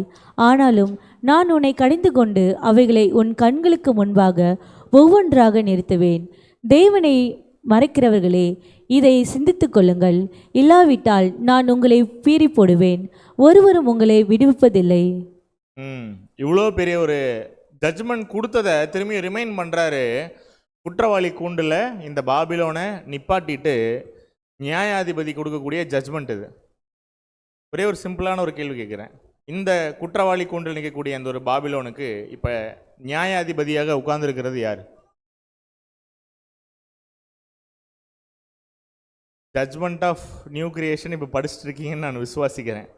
இப்போ என்னோட கேள்வி, இந்த பாபிலோன் குற்றவாளி கூண்டில் நிற்கக்கூடிய அந்த ஒரு பாபிலோனுக்கு நியாய தீர்ப்பு செய்கிறது யாரு? சபை வகுப்பார் அப்படின்னு ஒரு பதில் வருது. அடுத்த வாரத்திலேருந்து சாப்டர் மறுபடியும் முதலிருந்து உங்களுக்காக எடுக்கப்படும். சபையும் சேர்ந்தா? சபை எங்க இங்க சேருது? அந்த ரெக்கார்டட் வீடியோ இருக்குங்களா முதல் சப்ஜெக்ட், அதை போட்டு விட்டிங்கன்னா நானும் பக்கத்துலேயே உட்காந்து நானே தெரிஞ்சுப்பேன். நான் அர்மகெதோன் யுத்தத்துக்கு, இந்த உலகத்தின் மகா நாளின் முடிவுக்கு கொண்டு போய் சேர்க்கக்கூடிய விஷயங்கள் தான் இப்போ நம்ம பார்த்துட்டு இருக்கிறது எல்லாமே. புரியுதுங்களா? அப்போ இங்கே நடக்கக்கூடிய விஷயங்கள் பாபிலோனுக்கு ஜட்ஜ்மெண்ட்டு அப்படிங்கும் போது நம்ம என்ன சொல்லியிருக்கோம் ஆல்ரெடி, எப்படா இந்த பாபிலோனுக்கு ஜட்ஜ்மெண்ட் இருக்கும், நம்ம இங்கேருந்து பார்க்க வேணாம், நம்ம மகிமை அடைஞ்சிடலாம் அப்படின்னு சொல்லிட்டாலுமே கூட இங்கே லிட்ரலாக நியாயாதிபதியாக இருக்கிறது யார் அப்படின்னா தேவனுடைய என்டையர் பிளானில் எப்பொழுதுமே அந்த சீஃப் ரெஸ்பான்சிபிலிட்டி யாருக்கு இருக்கும் அப்படின்னா ஆண்டவராகிய இயேசு கிறிஸ்துக்கு இருக்கும். நியாயாதிபதி யார் அப்படின்னு கேட்டால் ஆண்டவராகிய இயேசு கிறிஸ்து தான். ஆனால் அதை செய்யக்கூடிய வேலை யாருது அப்படின்னா அவர் மூலமாக பிதாவாகிய தேவன் தான் என்ன பண்ணுறாரு அப்படின்னா எல்லாத்தையும் செய்கிறார். ஏன்னா பார்த்துருக்கோம், சுவிசேஷ யுகத்தில் தேவனுடைய தீர்க்கதரிசிகளை கொடுமை செய்துட்ட இந்த பாபிலோன் அமைப்புகளுக்கு தேவன் தரக்கூடிய மாபெரும் தண்டனை எது? இந்த அர்மகெதோன் யுத்தம் இல்லையா? அப்போ இந்த பாபிலோன் அமைப்புகள் சுட்டெரிக்கப்படுதல், அழிக்கப்படக்கூடிய விஷயங்கள். அப்போ அதான் நம்ம 7ஆம் தூதனுடைய ஒரு எக்ஸ்பிளனேஷன்ஸில் பார்த்துருக்கோம். குற்றவாளி கூண்டில் ஒரு ஒரு தவறு செய்யக்கூடிய ஒரு நபர் இருக்காங்க அப்படின்னா இந்த சீனில், இந்த கோர்ட் ரூம் சீனில் யார் உள்ளே இருக்கிறது அப்படின்னா பாபிலோன். பாபிலோன் மட்டும்தானா? இந்த பாபிலோன் சொல்லிட்டாலே கூட வர அந்த எக்ஸட்ரா யாரெல்லாம் அப்படின்னா கிறிஸ்தவ நாடுகள், பாபிலோன் அமைப்போட வர்த்தகம் செய்யக்கூடிய நாடுகள், கிறிஸ்தவ ஜனங்கள், நாமினல் கிறிஸ்டியன்ஸு எல்லாரும் இதுக்குள்ளே என்ன பண்ணிடுறாங்க, இதுக்குள்ளே வந்துடுறாங்கன்னு பார்க்குறோம். இப்போ பார்க்குறோம், இது கேத்தலிக்ஸை மட்டும் குறிக்குதா இல்லை ப்ராட்டஸ்டன்ஸ் அமைப்புகளை குறிக்குதா அப்படின்னா தாயும் சேயும் 2 பேரும் எப்படி இருக்காங்க? தராசில் நிப்பாட்டினா சரியாக இருக்காங்க இல்லையா? நான் தான் சரின்னு எல்லாரும் சொல்கிறது இல்லையா? இன்னைக்கு நாம் கூட சில நேரங்கள் என்ன தான் சொல்லிகிட்டு இருக்கோம், உண்மையான சத்தியம் நம்மக்கிட்ட தான் இருக்குது, நாம் தான் அமைஞ்சக்கரை பைபிள் ஸ்டூடெண்ட்ஸ், இதெல்லாம் நம்ம சொல்லிகிட்டு இருக்கோமா? ப்ரைடுக்கு என்றைக்குமே நமக்குள்ளே அந்த ஒரு விஷயங்கள் வரவே கூடாது. அப்போ தான் நம்ம பார்த்துருக்கோம், தேவன் இதெல்லாம் நமக்கு போட்ட பிச்சை, இந்த சத்தியத்தை நம்ம தெரிஞ்சுக்கிறதுக்காக தேவன் கொடுத்துருக்க மிகப்பெரிய ஒரு கிரேஸ் இது. ஆக்சுவலி தெரிஞ்சுக்கிட்டதுனால அப்போ நம்ம என்ன பண்ணுறோம் அப்படின்னா நாளுக்கு நாள் நாம் பாபிலோன் போல இருந்துடக்கூடாது, நம்ம கிறிஸ்துவின் சாயலுக்கு ஒப்பாகணும் அப்படிங்கிற அந்த ஒரு சிந்தையில் என்ன பண்ணிட்டு இருக்கோம் அப்படின்னா இந்த ஒரு பாடங்கள் எல்லாத்தையும் நம்ம கேட்டுருக்கோம். இப்போ ஆல்ரெடி ஜட்ஜ்மெண்ட் கொடுத்தாச்சா? கூண்டில் நிற்கிறது பாபிலோன்னா நியாயாதிபதி தேவன் கிறிஸ்து மூலமாக நியாயம் தீர்க்கிறார் அப்படிங்கிறது உண்மைனா அப்போ ஜட்ஜ்மெண்ட் கொடுத்தாச்சா அப்படின்னா ஜட்ஜ்மெண்ட்டை கொடுத்துட்டு தான் இங்கே இந்த சீனில் உல்டாவா உள்ளரே கூட்டிகிட்டு வரார். ஆக்சுவலி ஜட்ஜ்மெண்ட் ஆல்ரெடி கொடுத்துட்டாரு. மெனே தெக்கேல் உப்பார்சன், இந்த வார்த்தையினுடைய விளக்கங்கள் டீப்பாக பார்ப்போம் இல்லையா? நீ தராசில் நிற்கப்பட்டு குறைய காணப்பட்டிருக்க அப்படிங்கிற விஷயம் அது தனி பாடமாக என்ன பண்ணலாம், தேவனுக்கு சித்தம் இருந்தால் ஒரு நாள் நம்ம கண்டிப்பாக கவனிக்கலாம். மேலும் இந்த பாபிலோன் அமைப்புகள் செய்துட்ட எல்லா தப்பறையான போதனைகள், கிளைம்ஸு நிறையா சொல்கிறாங்க இல்லையா? நாங்கள் தான் பரிசுத்தமானவர்கள். யார் சொல்கிறா? பாபிலோன் அமைப்புகள் சொல்கிறாங்க. நாங்கள் தேவனுடைய அதிகாரங்களை பெற்றவர்கள். யார் சொல்கிறா? இந்த பாபிலோன் அமைப்புகள் சொல்லக்கூடிய விஷயங்கள். எங்ககிட்ட தான் போதிக்கக்கூடிய அதிகாரங்கள் இருக்குது சொல்கிறாங்களா? இன்னைக்கு நம்மளால் ஈஸியாக ஒரு மீட்டிங்க்கு பெர்மிஷன் வாங்க முடியுமா இன்னைக்கு கார்பரேஷனில்? ஆனால் அவங்க 5 லட்சம் பேர் கூடுறதுக்குலாம் இன்றைக்கி பர்மிஷன் வாங்குறாங்க. எப்படி வாங்குறாங்க? மதமும் அரசியலும் என்ன பண்ணுது? ரொம்ப அழகாக வேலை செய்யுது. எனக்கு ஒரு பெர்மிஷன் கொடுங்க, எங்கள் ஆளுங்கள்லாம் உங்களுக்கு தான் ஓட்டு போடுவாங்க அப்படின்னா கவர்மெண்ட் கொடுக்காதான் என்ன? ஒரு எக்ஸாம்பிள் கேட்குறேன் நான், உதாரணத்துக்கு. அப்போ மதமும் அரசியலும் எவ்வளோ அழகாக சேர்ந்து ஒன்றா வேலை செஞ்சுட்டு இருக்கு அப்படிங்கிறத பாருங்கள். அப்போ இதில் மக்கள் அவங்களுக்குள்ள நிறைய குழப்பங்கள் ஏற்படுது அப்படிங்கிறத கூட நம்ம என்ன பண்ணுறோம் அப்படின்னா பார்க்குறோம். மேலும் கூட என்ன சில விஷயங்கள் நம்ம புரிஞ்சுக்கிறோம் அப்படின்னா நிறைய காரியங்கள் தேவனுடைய திட்டத்தில் ஆரம்பத்தில் மறைக்கப்பட்டிருக்கு அப்படிங்கிறத நம்ம பார்க்குறோம். மறைக்கப்பட்டுட்டாலும் ஒரு சர்டன் பீரியடுக்கு பின்பாக என்ன நடக்குது அப்படின்னா உண்மையான சத்தியங்கள் அதிகமாக பரவ ஆரம்பிக்குது. ஏன்? ப்ரெஸ் வந்ததுனாலயா? அதான் ஏன். ஆண்டவராகிய இயேசு கிறிஸ்துவனுடைய 2ஆம் வருகை என்ன பண்ணியிருக்கு அப்படின்னா மூட நம்பிக்கைகளால் நிரம்பி இருக்கக்கூடிய இந்த மனிதகுலத்துக்கு நிறைய ட்ராவல் பண்ணுற ஆப்பர்ச்சுனிட்டி கிடைக்குது. பிளஸ்ஸிங் இதெல்லாம் அவரை கண்ணால் பார்க்க முடியல, ஆனால் அவர் வந்துட்டார் அப்படிங்கிறத ஊர்ஜிதப்படுத்தக்கூடிய விதமாக இந்த மனுக்குலத்திற்கு என்ன கிடைக்குது? லிட்ரலான லைட் கிடைக்குது, உண்மையான சத்தியம், ஆவிக்குரிய அர்த்தத்தில் நிறைய சத்திய காரியங்கள் வெளிப்படுது. மக்கள் ட்ராவல் பண்ணுறதுக்கு டிரான்ஸ்போர்ட்டேஷன் பெருகுது. படிக்கிறதுக்கு இந்த பிரிண்டிங் ப்ரெஸ் ஒரு முக்கியமான கருவியாக இருந்திருக்கு. தேவனுடைய வார்த்தைகள் உலகெங்கும் பரவுவதற்கு. இதெல்லாம் பார்க்குறோம். இதெல்லாம் பார்க்கும்போது நம்ம என்ன புரிஞ்சுக்கிறோன்னா, இவ்வளோ விஷயங்கள் ஸ்ப்ரெட் ஆனதுக்கப்புறம் இன்னமும் சில ஜனங்கள் என்ன பண்ணிட்டு இருக்காங்க, இந்த பாபிலோன் தான் உண்மை நம்பிட்டு இருக்காங்க இல்லையா? இன்னைக்கு எத்தனை பேர் போகிறாங்க சர்ச்சுக்கு? நாம் எத்தனை பேர் இன்னைக்கு எக்லிஷியா வரோம் சண்டே? நமக்கு நிறைய ரீசன்ஸ் இருக்குது இல்லையா? ஒர்க்கு, ஃபேமிலி இருக்குது. ஆனால் இன்றைக்கி பெயர் கிறிஸ்தவ மன்றத்துலேயும் இன்றைக்கி என்ன பண்ணுறாங்க நிறைய பேர்? இது எதுக்குமே ஸ்கிப் பண்ணாமல் போகிறவங்களும் இருக்காங்களா? இருக்காங்க. அதே நேரத்தில் நாம் கூட சில நேரங்களில் ஈவன் சில சூழ்நிலைகளில் சில நபர்கள் மெமரியிலே மிஸ் பண்ணுறதெல்லாம் உண்டு. மிஸ் பண்ணக்கூடாது, கண்டிப்பாக அதெல்லாம் மறக்கவே கூடாது, அதெல்லாம் மிஸ்ஸே பண்ணக்கூடாது. ஆனால் அதை மறக்கிறவங்களாம் இருக்கும். ஆனால் மாதம் எடுக்கிறோன்னு தெரிஞ்சாலுமே அதை மிஸ் பண்ணாமல் வரக்கூடிய நபர்கள் இன்றைக்கி பேர் கிறிஸ்தவ ஜனங்கள் என்ன பண்ணுறாங்க? இருக்காங்க. என்ன பேர் சொல்கிறாங்க? திருவிருந்து இல்லையா? ஒருவேளை மெமோரியல் அப்படின்னு போட்டதுனால நம்மளுங்க சில நேரம் மறந்துடுறாங்களோ? அந்த மாதிரிலாம் இருக்கக்கூடாது. ஆக்சுவலி தேவனுடைய திட்டம் என்ன, மகா பெரிய உன்னதமான அழைப்பு என்ன, வருடத்திற்கு ஒரு முறை அதை நினைவு கூறணும் அப்படின்னு சொல்லும் பொழுது அதுக்கு நம்ம சர்வ ஜாக்கிரதையாக நம்மளை ஒப்பு கொடுக்கணும் அப்படிங்கிறத பார்த்துருக்கோம். ஆனால் இன்றைக்கி பேர் கிறிஸ்தவ ஜனங்கள் என்ன தான் பண்ணுறாங்க அப்படின்னா, இந்த ஜனங்கள் நடத்தக்கூடிய நபர்களும் என்ன பண்ணுறதில்ல அப்படின்னா, உண்மையான சத்தியத்தை சொல்லியெல்லாம் இவங்களை கூப்பிட்றதில்ல இல்லையா? இன்றைக்கி கூட இந்த நிறைய கிறிஸ்டியன் சேனல்ஸ் எல்லாம் இருக்குது. நீங்கள் போய் பார்த்தீங்க அப்படின்னா இன்றைக்கி பிரசங்கங்களே எப்படி தான் இருக்குது பெரும்பாலும் அப்படின்னு பார்த்தீங்கன்னா, ஜனங்களை கவரக்கூடிய வகையில் இருக்குது. கவரக்கூடிய வகையிலனா நமக்கெல்லாம் அது அட்ராக்ட்லாம் பண்ணாது அவங்க பேசுகிறதெல்லாம். ஆனால் எப்படி பேசிகிட்டு இருக்காங்க? அட்ராக்ட் பண்ணுற மாதிரினா எப்படி? ஆசீர்வாதம் பற்றி பேசி அட்ராக்ட் பண்ண காலமெல்லாம் முடிஞ்சு போச்சு. இப்போல்லாம் எப்படி தான்? மிராக்கிள்ஸா? டிவியில் எங்கெங்க மிராக்கிள்ஸ் வருது? பாட்டுனால சில டிசீவ் பண்ணிட்டு இருந்தாங்க. அதெல்லாம் இன்னைக்கு ஒன்றுமே இல்லை. நகைச்சுவை போதனைகள் கேட்டிருக்கீங்களா இன்னைக்கு?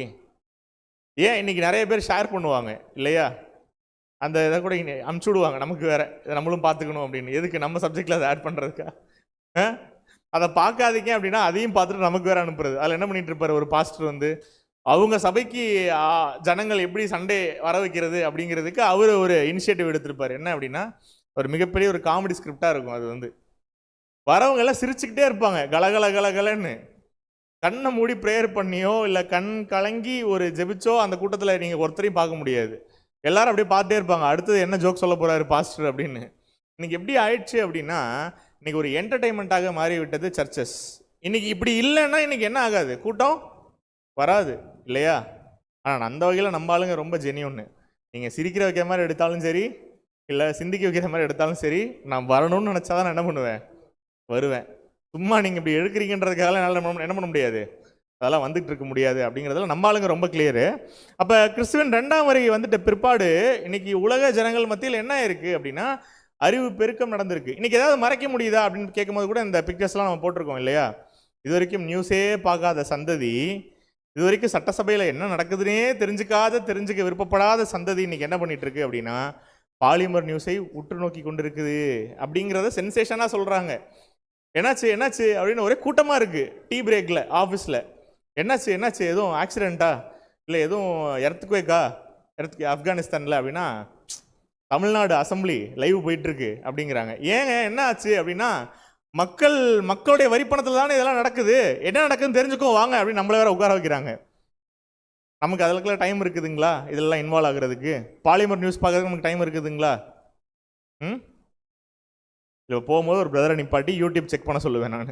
தம்ப்நெயிலில் வந்து முன்னாடியே பாலிமர் நியூஸ் வருதா அப்படின்னு வந்தால் கண்டிப்பாக பிடிச்சிடலாம், மாட்டிக்குவீங்க. பார்ப்போம் பாரு, எவ்வளோ அழகாக பாருங்க. வெளியே ஒரு ஆள் போட்டு நிப்பாட்டி செக் பண்ணுவோம் அப்படின்னோடனே 2 கையும் தூக்கிடுறது, ஆமாம் நான் பார்ப்பேன் அப்படின்னு. சரி, சரண்டர் ஆனதுக்கு மிகவும் நன்றி. ஆனால் அதெல்லாம் பார்த்து உங்களுடைய டைம் என்ன பண்ண வேண்டாம், வேஸ்ட் பண்ண வேண்டாம் இல்லையா? நமக்கு படிக்கிறதுக்கு எவ்வளவோ வால்யூம்ஸ் இருக்குது, ரீப்ரிண்ட்ஸ் இருக்குது, ஆர்டிகல்ஸ் இருக்குது. அதெல்லாம் படிச்சுக்கிட்டா நம்ம புரிஞ்சுக்கலாம். இந்த மாதிரியான சென்சேஷனால நிறைய விஷயங்கள் வந்துட்டே இருக்கும்.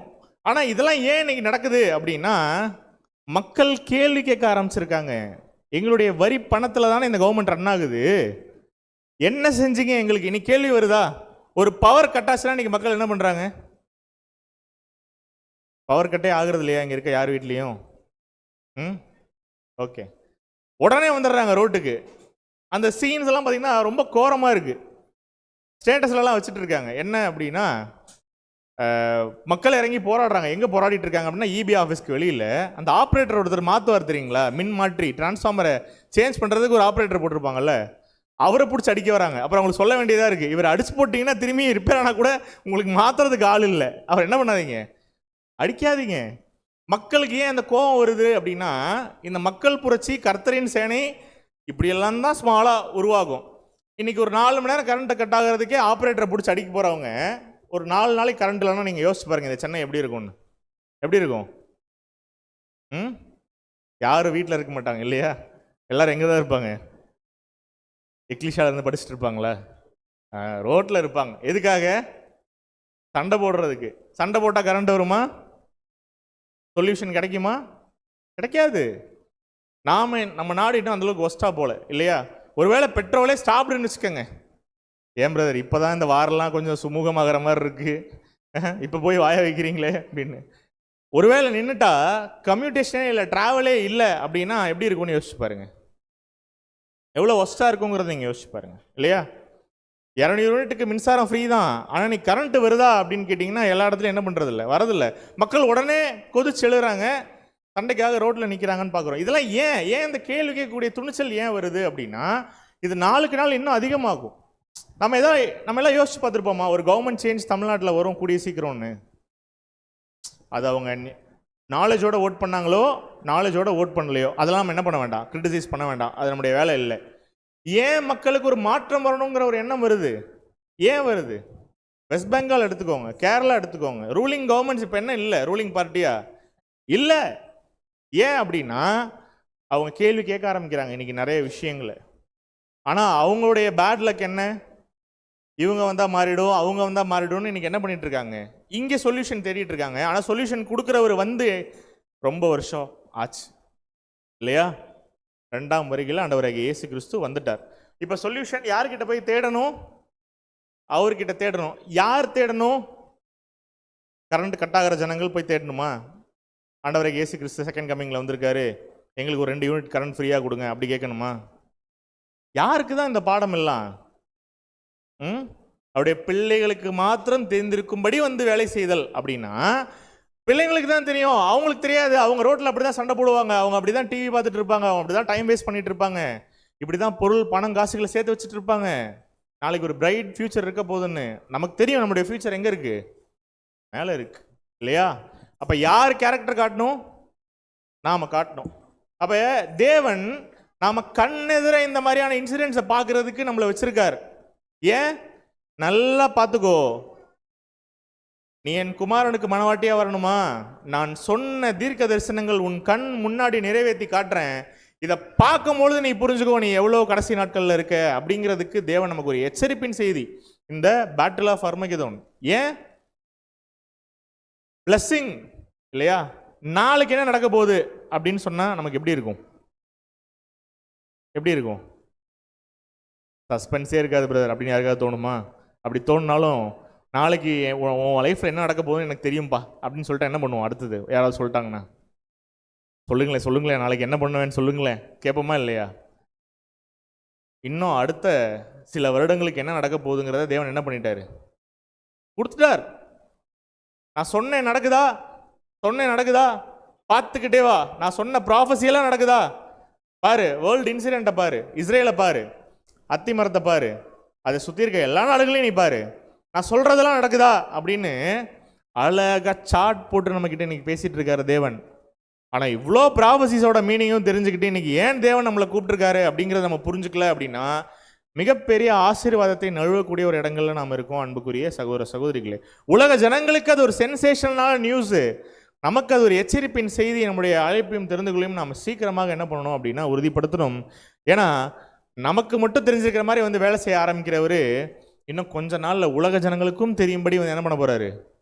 வேலை செய்ய போகிறார் இல்லையா? அறிவு பெருக்குது. மேலும் படிப்பறிவே இல்லாத ஜனங்கள் என்ன பண்ணுறாங்க? எல்லாத்தையும் தெரிஞ்சுக்கிறாங்க. எங்கிருந்து வந்தது? நம்ம சொல்கிறோம்ல, இன்னைக்கு ஒரு மெடிக்கல் ரிப்போர்ட்டை போட்டு நம்மளால் என்ன பண்ண முடியும்? ஈஸியாக சொல்ல முடியும்.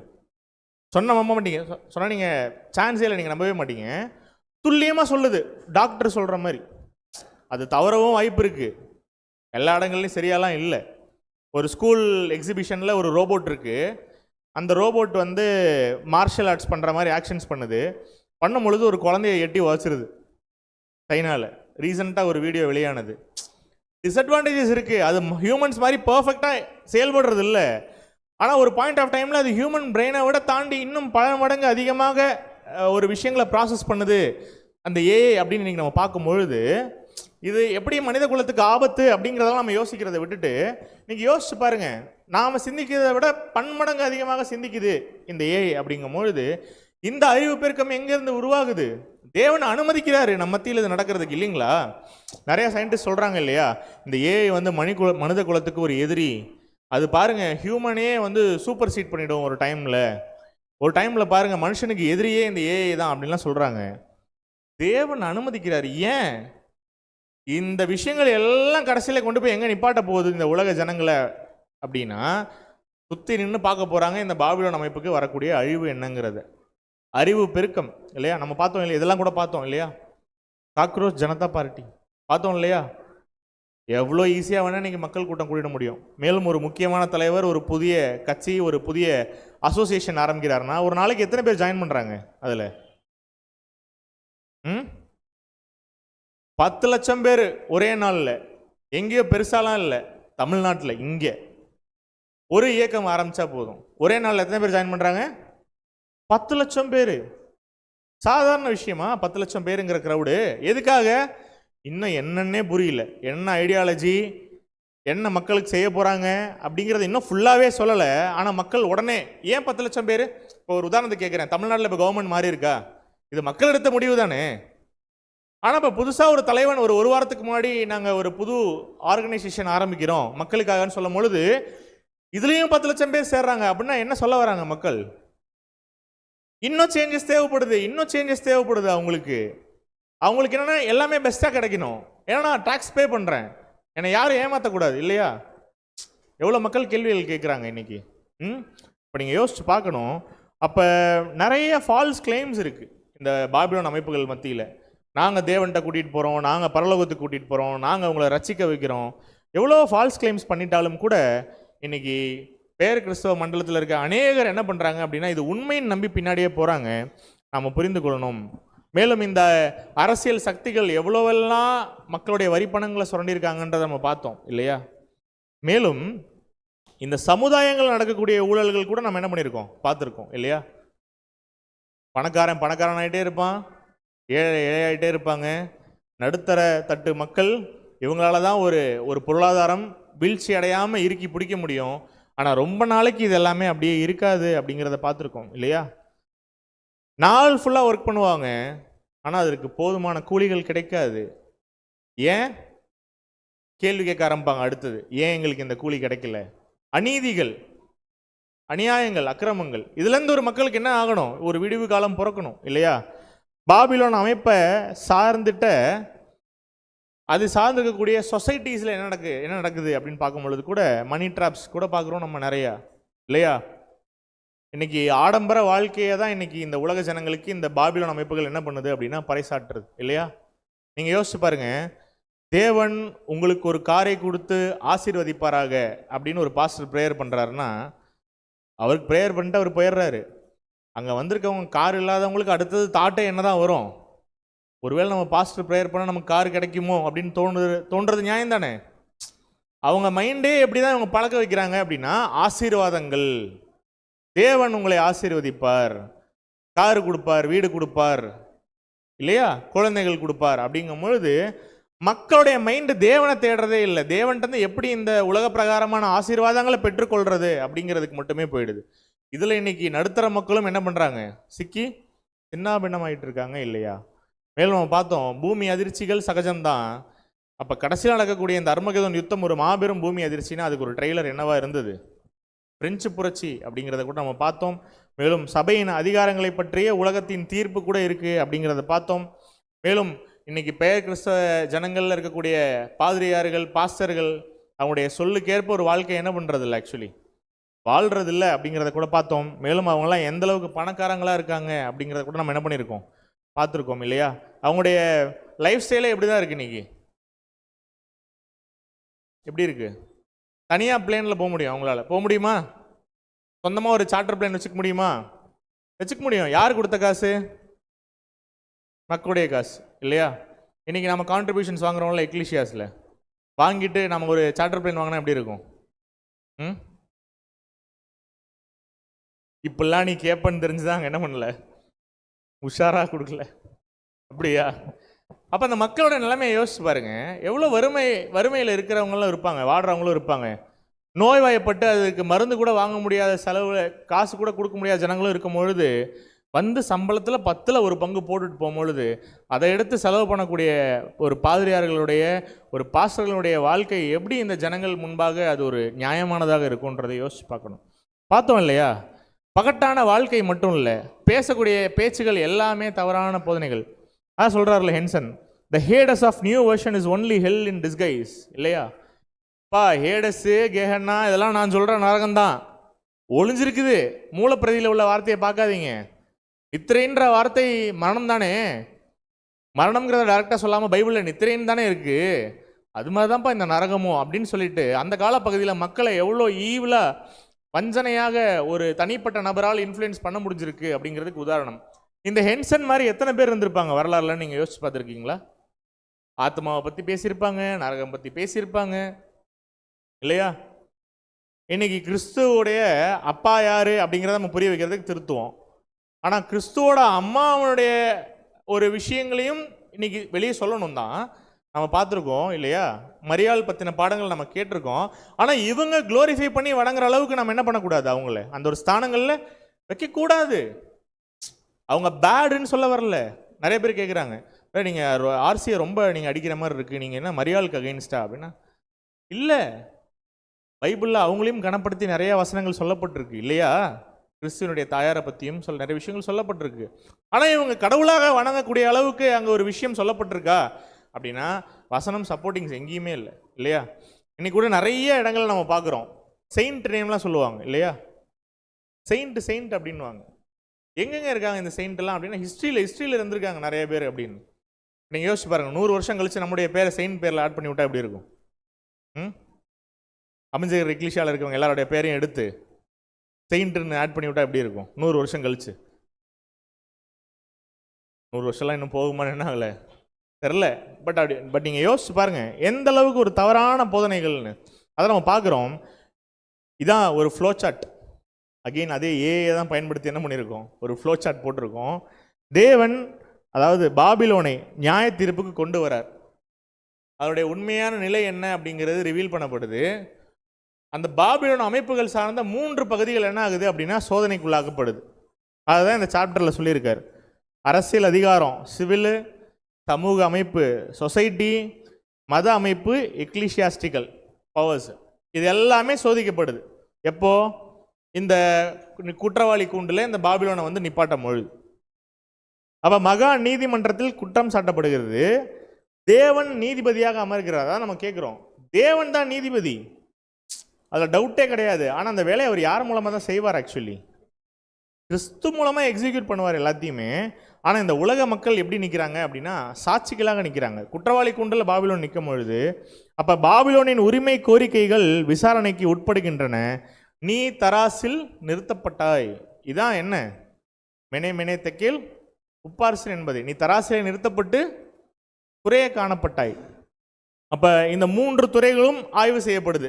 தேவன் நிப்பாட்டுறார், கூண்டில் நிப்பாட்டி சொல்லு, இந்த விஷயங்கள்லாம் நீ எப்படி ஹேண்டில் பண்ணியிருக்க அப்படின்னு பேசும்பொழுது எப்படி இருக்கும்? அரசியல் அமைப்பு, சமூக அமைப்பு, மத அமைப்பு, இதை சார்ந்த இந்த பாபிலோனுடைய ஆக்ஷன்ஸ் எப்படி இருந்திருக்கு அப்படிங்கும்பொழுது அவங்களுடைய குற்றங்கள் வெளிப்படுத்தப்படுது. மக்கள் அவற்றை நிராகரிக்கிறாங்க. ஃபஸ்ட்டு பாபிலோன் மேலே ஒரு குற்றச்சாட்டு வைக்கும்போது மக்களால் அதை அக்செப்ட் பண்ணிக்க முடியுதா? இல்லை. நான் போயிட்டுருக்க என்னுடைய தாய் சபை நீங்கள் என்ன பண்ணாதீங்க, தப்புன்னு சொல்லாதீங்க, எனக்கு வாழ்க்கை கொடுத்ததே என் தாய் சபை தான் அப்படின்லாம் சொல்லுவாங்க. பார்த்துருக்கீங்களா? அது மாதிரி டிஃபெண்ட் பண்ணும் பொழுது பாபிலோன் குறைவானதாக காணப்படுது. ஏன் அப்படின்னா தேவன் ப்ரூவ் பண்ணுறாரு எல்லாத்தையுமே. நீ நம்பிட்டு இருக்கல்ல ரொம்ப நல்லவங்கன்னு, இந்த பாபிலோன் செஞ்ச தப்பெல்லாம் சொல்கிறேன், நீ ஃபுல்லாக கேளு அப்படின்னு சொல்லிட்டு அதான் பார்க்குறோம். அரசர்களும் ஆட்சியாளர்களும் இந்த தெய்வீக உரிமைகளால் ஆளுகிறோம் என்று கூறுகிறார்கள். நிறைய ராஜாக்கள் பார்த்தோமா, குயின் விக்டோரியா ராணி பார்த்தோமா, ஒரு டாமினன்ஸ் தான் அந்த டைமில். ஆனால் எவ்வளோ மக்களை தவறாக வழி நடத்துகிறாங்கன்னு. கல்வியும் அறிவும் கிராஜுவலாக பெருகுது, மக்கள் கேள்வி கேட்க ஸ்டார்ட் பண்ணுறாங்க. இன்றைக்கி நம்ம பண்ணுறோம் இல்லையா? அப்போவே அரசர்களிடம் ஆடம்பரம் வெளிப்படுது, பெரும் கடன்கள், அதிக வரிகள், மக்கள் அதிருப்தி. பழைய ஏற்பாட்டு காலப்பகுதியில் கூட நம்ம பார்த்துருப்போம், சாலமோனுடைய சப்ஜெக்டில் கூட பார்த்துருப்போம் இல்லையா? ஏன் ராஜ்யபாரம் ரெண்டாக பிரியுது சாலமோனுக்கு அப்புறம்? நிறைய டெட்ஸு, நிறைய கடன் வாங்கிடுவார். மக்கள் மீது அந்த வரியை செலுத்தும் போது மக்களால் அதை என்ன பண்ண முடியல, ஜீரணிக்க முடியல அப்படிங்கிறத கூட பார்த்துருக்கோம். கலகங்கள் மற்றும் புரட்சி மனநிலைமை, அதான் இன்னைக்கு இருக்கக்கூடிய மென்டாலிட்டி. இன்னைக்கு எந்த கண்ட்ரி எடுத்துக்கோங்க, இந்த செக்மெண்ட்ல இருந்துகிட்டே இருப்பாங்க நிச்சயமா. ஏன்? ஏதாவது பிரச்சனையா இறங்கி போராடு அப்படிங்கிறது இன்னைக்கு இருக்கக்கூடிய டெம்ப்ளேட். அன்புக்குரிய சகோதர சகோதரிகளே, மேலும் சமூக மற்றும் பொருளாதார அமைப்பு, இந்த சொசைட்டி எப்படி இருக்கு அப்படின்னு. ரிச் கெட்ஸ் ரிச்சர் அப்படின்னு பார்த்துருக்கோம் இல்லையா? Poor gets poorer. பணக்காரங்க கிட்ட செல்வம் பெருக்கிட்டே இருக்கு, ஏழைகளும் இன்க்ரீஸ் ஆகிட்டு இருக்காங்க, தொழிலாளர்கள் சுரண்டப்படுறாங்க, செய்கிற வேலைக்கு உண்டான கூலிகள் இல்லை. ஏழைக்கும் பணக்காரர்களுக்கும் எப்பொழுதும் போட்டி, முதலாளிக்கும் தொழிலாளிக்கும் எப்பொழுதுமே ஒரு ட்ரிஃப்ட் இருக்குது, ஒரு சண்டைகள் இருக்குது, வேலை நிறுத்தங்கள், கலவரங்கள் அதிகரிக்குது.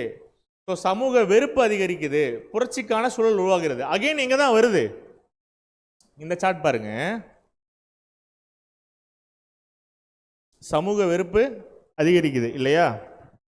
மேலும் இதுக்கு முன்னாடி போட்டேன் இல்லையா, அந்த சார்ட் பாருங்க. கலங்கங்கள் மற்றும் புரட்சி மனநிலைமை கடைசியாக எங்கே தான் வந்து நிற்கிது? கலகம், சண்டை, ஃபைட்டு. அடுத்தது இதுலேயும் சமூக வெறுப்பு அதிகரிக்குது, புரட்சிக்கான சூழல் உருவாகுது இங்கேயுமே. அடுத்தது திருச்சபைகள் பாருங்க. திருச்சபைகள் கிறிஸ்துவை பிரதிநிதிப்படுத்துவதாக கூறுகின்றன. இன்னைக்கு பாபிலோன் அமைப்புகள்லாம் என்ன சொல்கிறாங்க, நாங்கள் கிறிஸ்து சொன்னது தாங்க போதிக்கிறவங்க மத்தியில் அப்படின்னு சொல்கிறாங்க. ஆனால் உலகம் அவற்றை கிறிஸ்துவின் போதனைகளோடு ஒப்பிடுது. பேசக்கூடிய பாஸ்டர் கரெக்டாக தான் பேசுகிறாரா, கிறிஸ்து சொன்ன மாதிரி தான் அவருடைய வாழ்க்கை இருக்கா, அதில் டிஃப்ரென்சஸ் இருக்கா, அந்த வேறுபாடுகள் என்ன பண்ணுறாங்க இன்றைக்கி உலக ஜனங்கள் அழகாக கண்டுபிடிக்கிறாங்க. நாம் மட்டும் இன்றைக்கி சொல்கிறது இல்லை, நம்ம சொல்லாமலே எனக்கு நிறைய பேர் தேடி வராங்க இல்லையா? ஈவன் வேற்று மாத்தினர்கள் கூட வராங்க இல்லையா? நீங்கள் பேசுகிறதெல்லாம் ரொம்ப மீனிங்ஃபுல்லாக இருக்குங்க, இத்தனை நாள் எனக்கு பதிலே கிடைக்கலங்க, நம்மக்கிட்ட சொல்கிறாங்களா பேசிக் எடுக்கும் பொழுது. மேலும் குற்றச்சாட்டுகள் என்ன? உலகப்பற்று, செல்வ சேகரிப்பு, அரசியலுடன் கூட்டணி, ஏழைகளை புறக்கணித்தல், உண்மையான ஆவிக்குரிய வாழ்வு இல்லாமை. இதெல்லாம் யாரோட வேலை அப்படின்னா சபைகளோட வேலை. உலகத்தை திருப்திப்படுத்துறது, உலகத்தோட ஒன்றி இருக்கிறது, உலக ஜனங்களை மயக்கிறது, அரசியலோடு கூட்டணி இல்லையா? பார்த்துருக்கோம். கிறிஸ்துவை மதிக்கிறோம் ஆனால் அமைப்பை அல்ல அப்படின்னா மக்களுடைய மென்டாலிட்டி எப்படி தான் இருக்குது. கிறிஸ்து சொன்ன விஷயத்தெல்லாம் நான் கேட்டுக்கிறேன், ஆனால் உங்கள் அமைப்பை நான் என்ன பண்ண மாட்டேன், மதிக்க மாட்டேன் இல்லையா? ஏன்? அங்கே நடத்தக்கூடிய விஷயங்கள், பேசக்கூடிய போதனைகள் தவறு, வெறும் பொய் தான் அப்படிங்கிறது இன்றைக்கி உலக ஜனங்கள் என்ன பண்ணிக்கிறாங்க அப்படின்னா புரிஞ்சுக்கிறாங்க இல்லையா? அப்போ அதான் நம்ம பார்க்குறோம். இதுதான் இந்த சங்கீதம் 50ஆம் அதிகாரத்தில் உள்ள வசனங்கள் இல்லையா? அப்போ மெனே தெக்கேல் உப்பார்சின் அப்படிங்கிற ஒரு ஜட்ஜ்மெண்ட்டை கொடுத்தாச்சு. கொடுத்துட்டு தவறு செய்துட்ட பாபிலோனுக்கு குற்றவாளி கூண்டில் நிப்பாட்டி ஏன் உன்னை பனிஷ் பண்ணுறேங்கிறது இந்த உலக மக்கள் புரிஞ்சுக்கணும் அப்படின்னு நினைக்கிறார். நீங்கள் நாம் புரிஞ்சுக்கிறோமா ஏன் பாபிலோனுக்கு இவ்வளோ பெரிய பனிஷ்மெண்ட்டு அப்படின்னு? நம்மளால் இன்றைக்கி அக்செப்ட் பண்ண முடியுது இல்லையா? ஆனால் பாபிலோன் அமைப்புகள் இருக்கவங்கள எல்லாராலையும் அக்செப்ட் பண்ண முடியாது. அப்போ இதை தான் தேவன் வெளிப்படுத்துகிறார். அப்போ தேவன் என்ன பண்ணுறார்? கிறிஸ்தவ உலக அமைப்பை நியாயம் தீர்க்கிறாரு.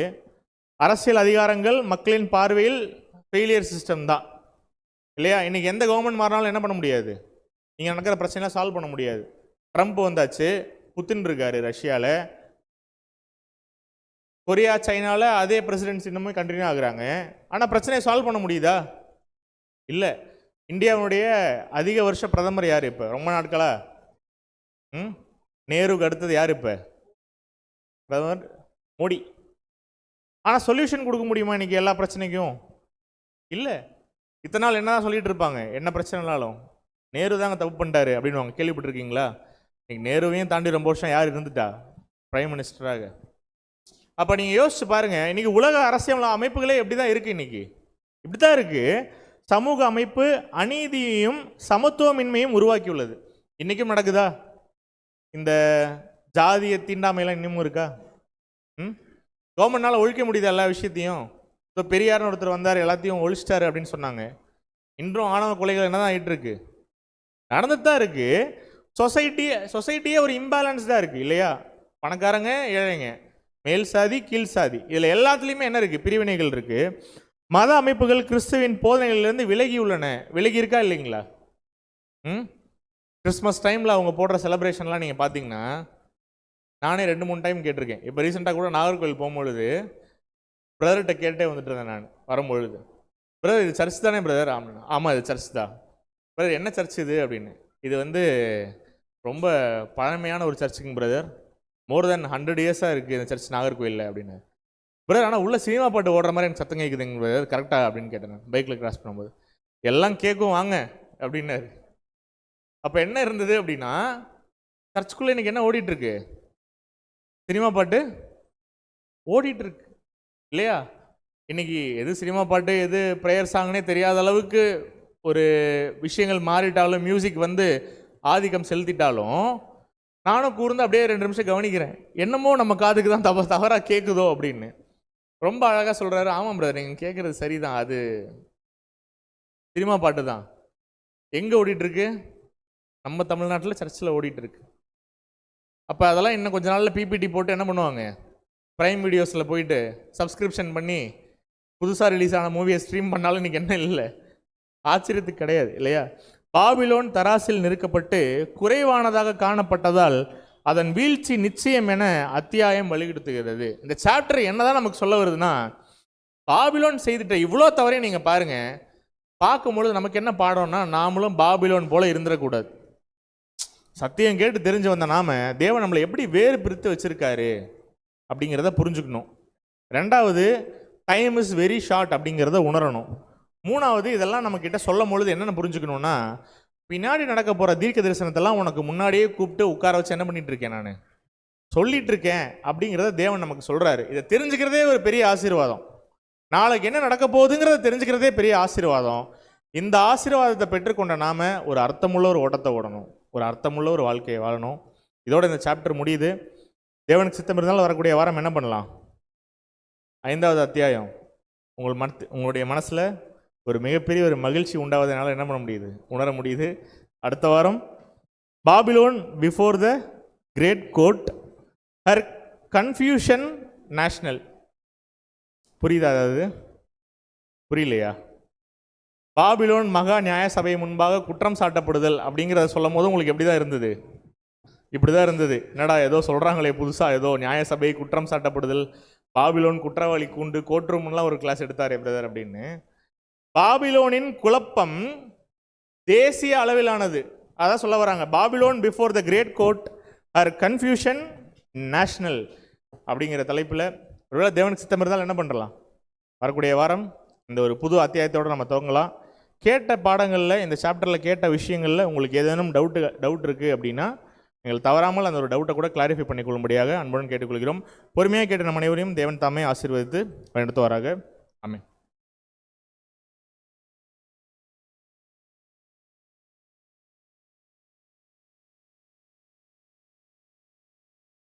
இன்றைய நாளிலுமாக அருமையான சத்திய பாடத்தினை கொடுத்த நம்முடைய பிதாவாகிய தேவனுக்கும் ஆண்டவராகிய இயேசு கிறிஸ்துவுக்கும் நன்றிகளையும் சோதரங்களையும் எடுத்துக்கொள்வோம். சத்திய பாடத்தினை நமக்கு பகிர்ந்து கொடுத்த அன்பு சகோதரருக்கும் கிறிஸ்துக்குள்ளான அன்பின் வாழ்த்துக்களை தெரிவித்துக் கொள்கிறோம். அடுத்ததாக இரவின் இனிய கீதங்கள். இன்றைய நாளுக்குண்டான இரவின் இனிய கீதங்களை வாசித்து தரும்படியாக நம்முடைய அன்பு சகோதரர் யுவன் அவர்களை சபையின் சார்பாக கேட்டுக்கொள்கிறோம்.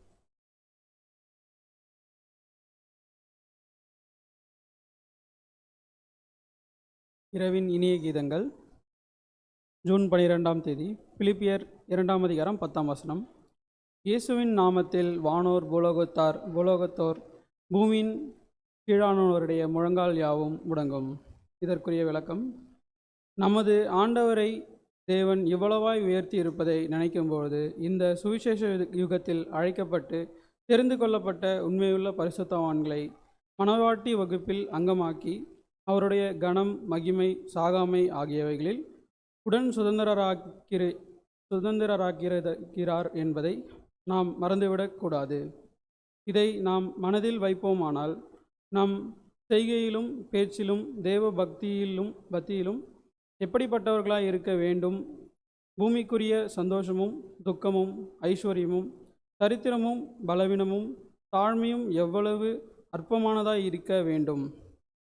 மகா மேன்மையும் அருமையுமான வாக்குத்தத்தங்களுக்கு தகுதியாக்கும்படிக்கும் நமது அழைப்பையும் தெரிந்து கொள்ளுதலையும் உறுதிப்படுத்தும்படிக்கும் நாம் தீவிரமாய் முயற்சி செய்வோமாக.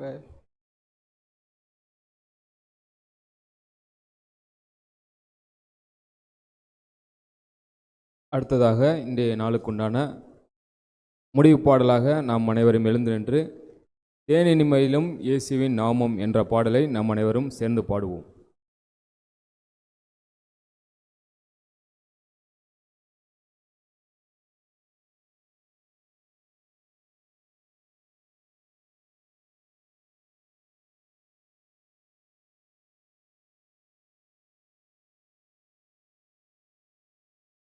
சரி.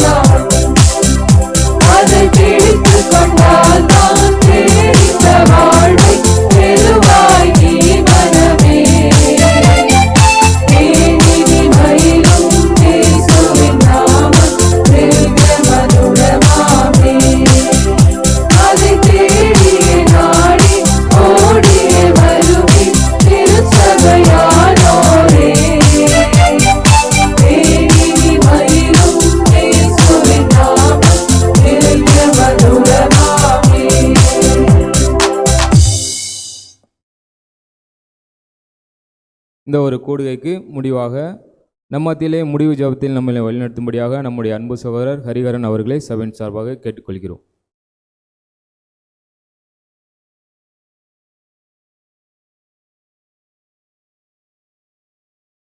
ஜெபம் செய்வோம்.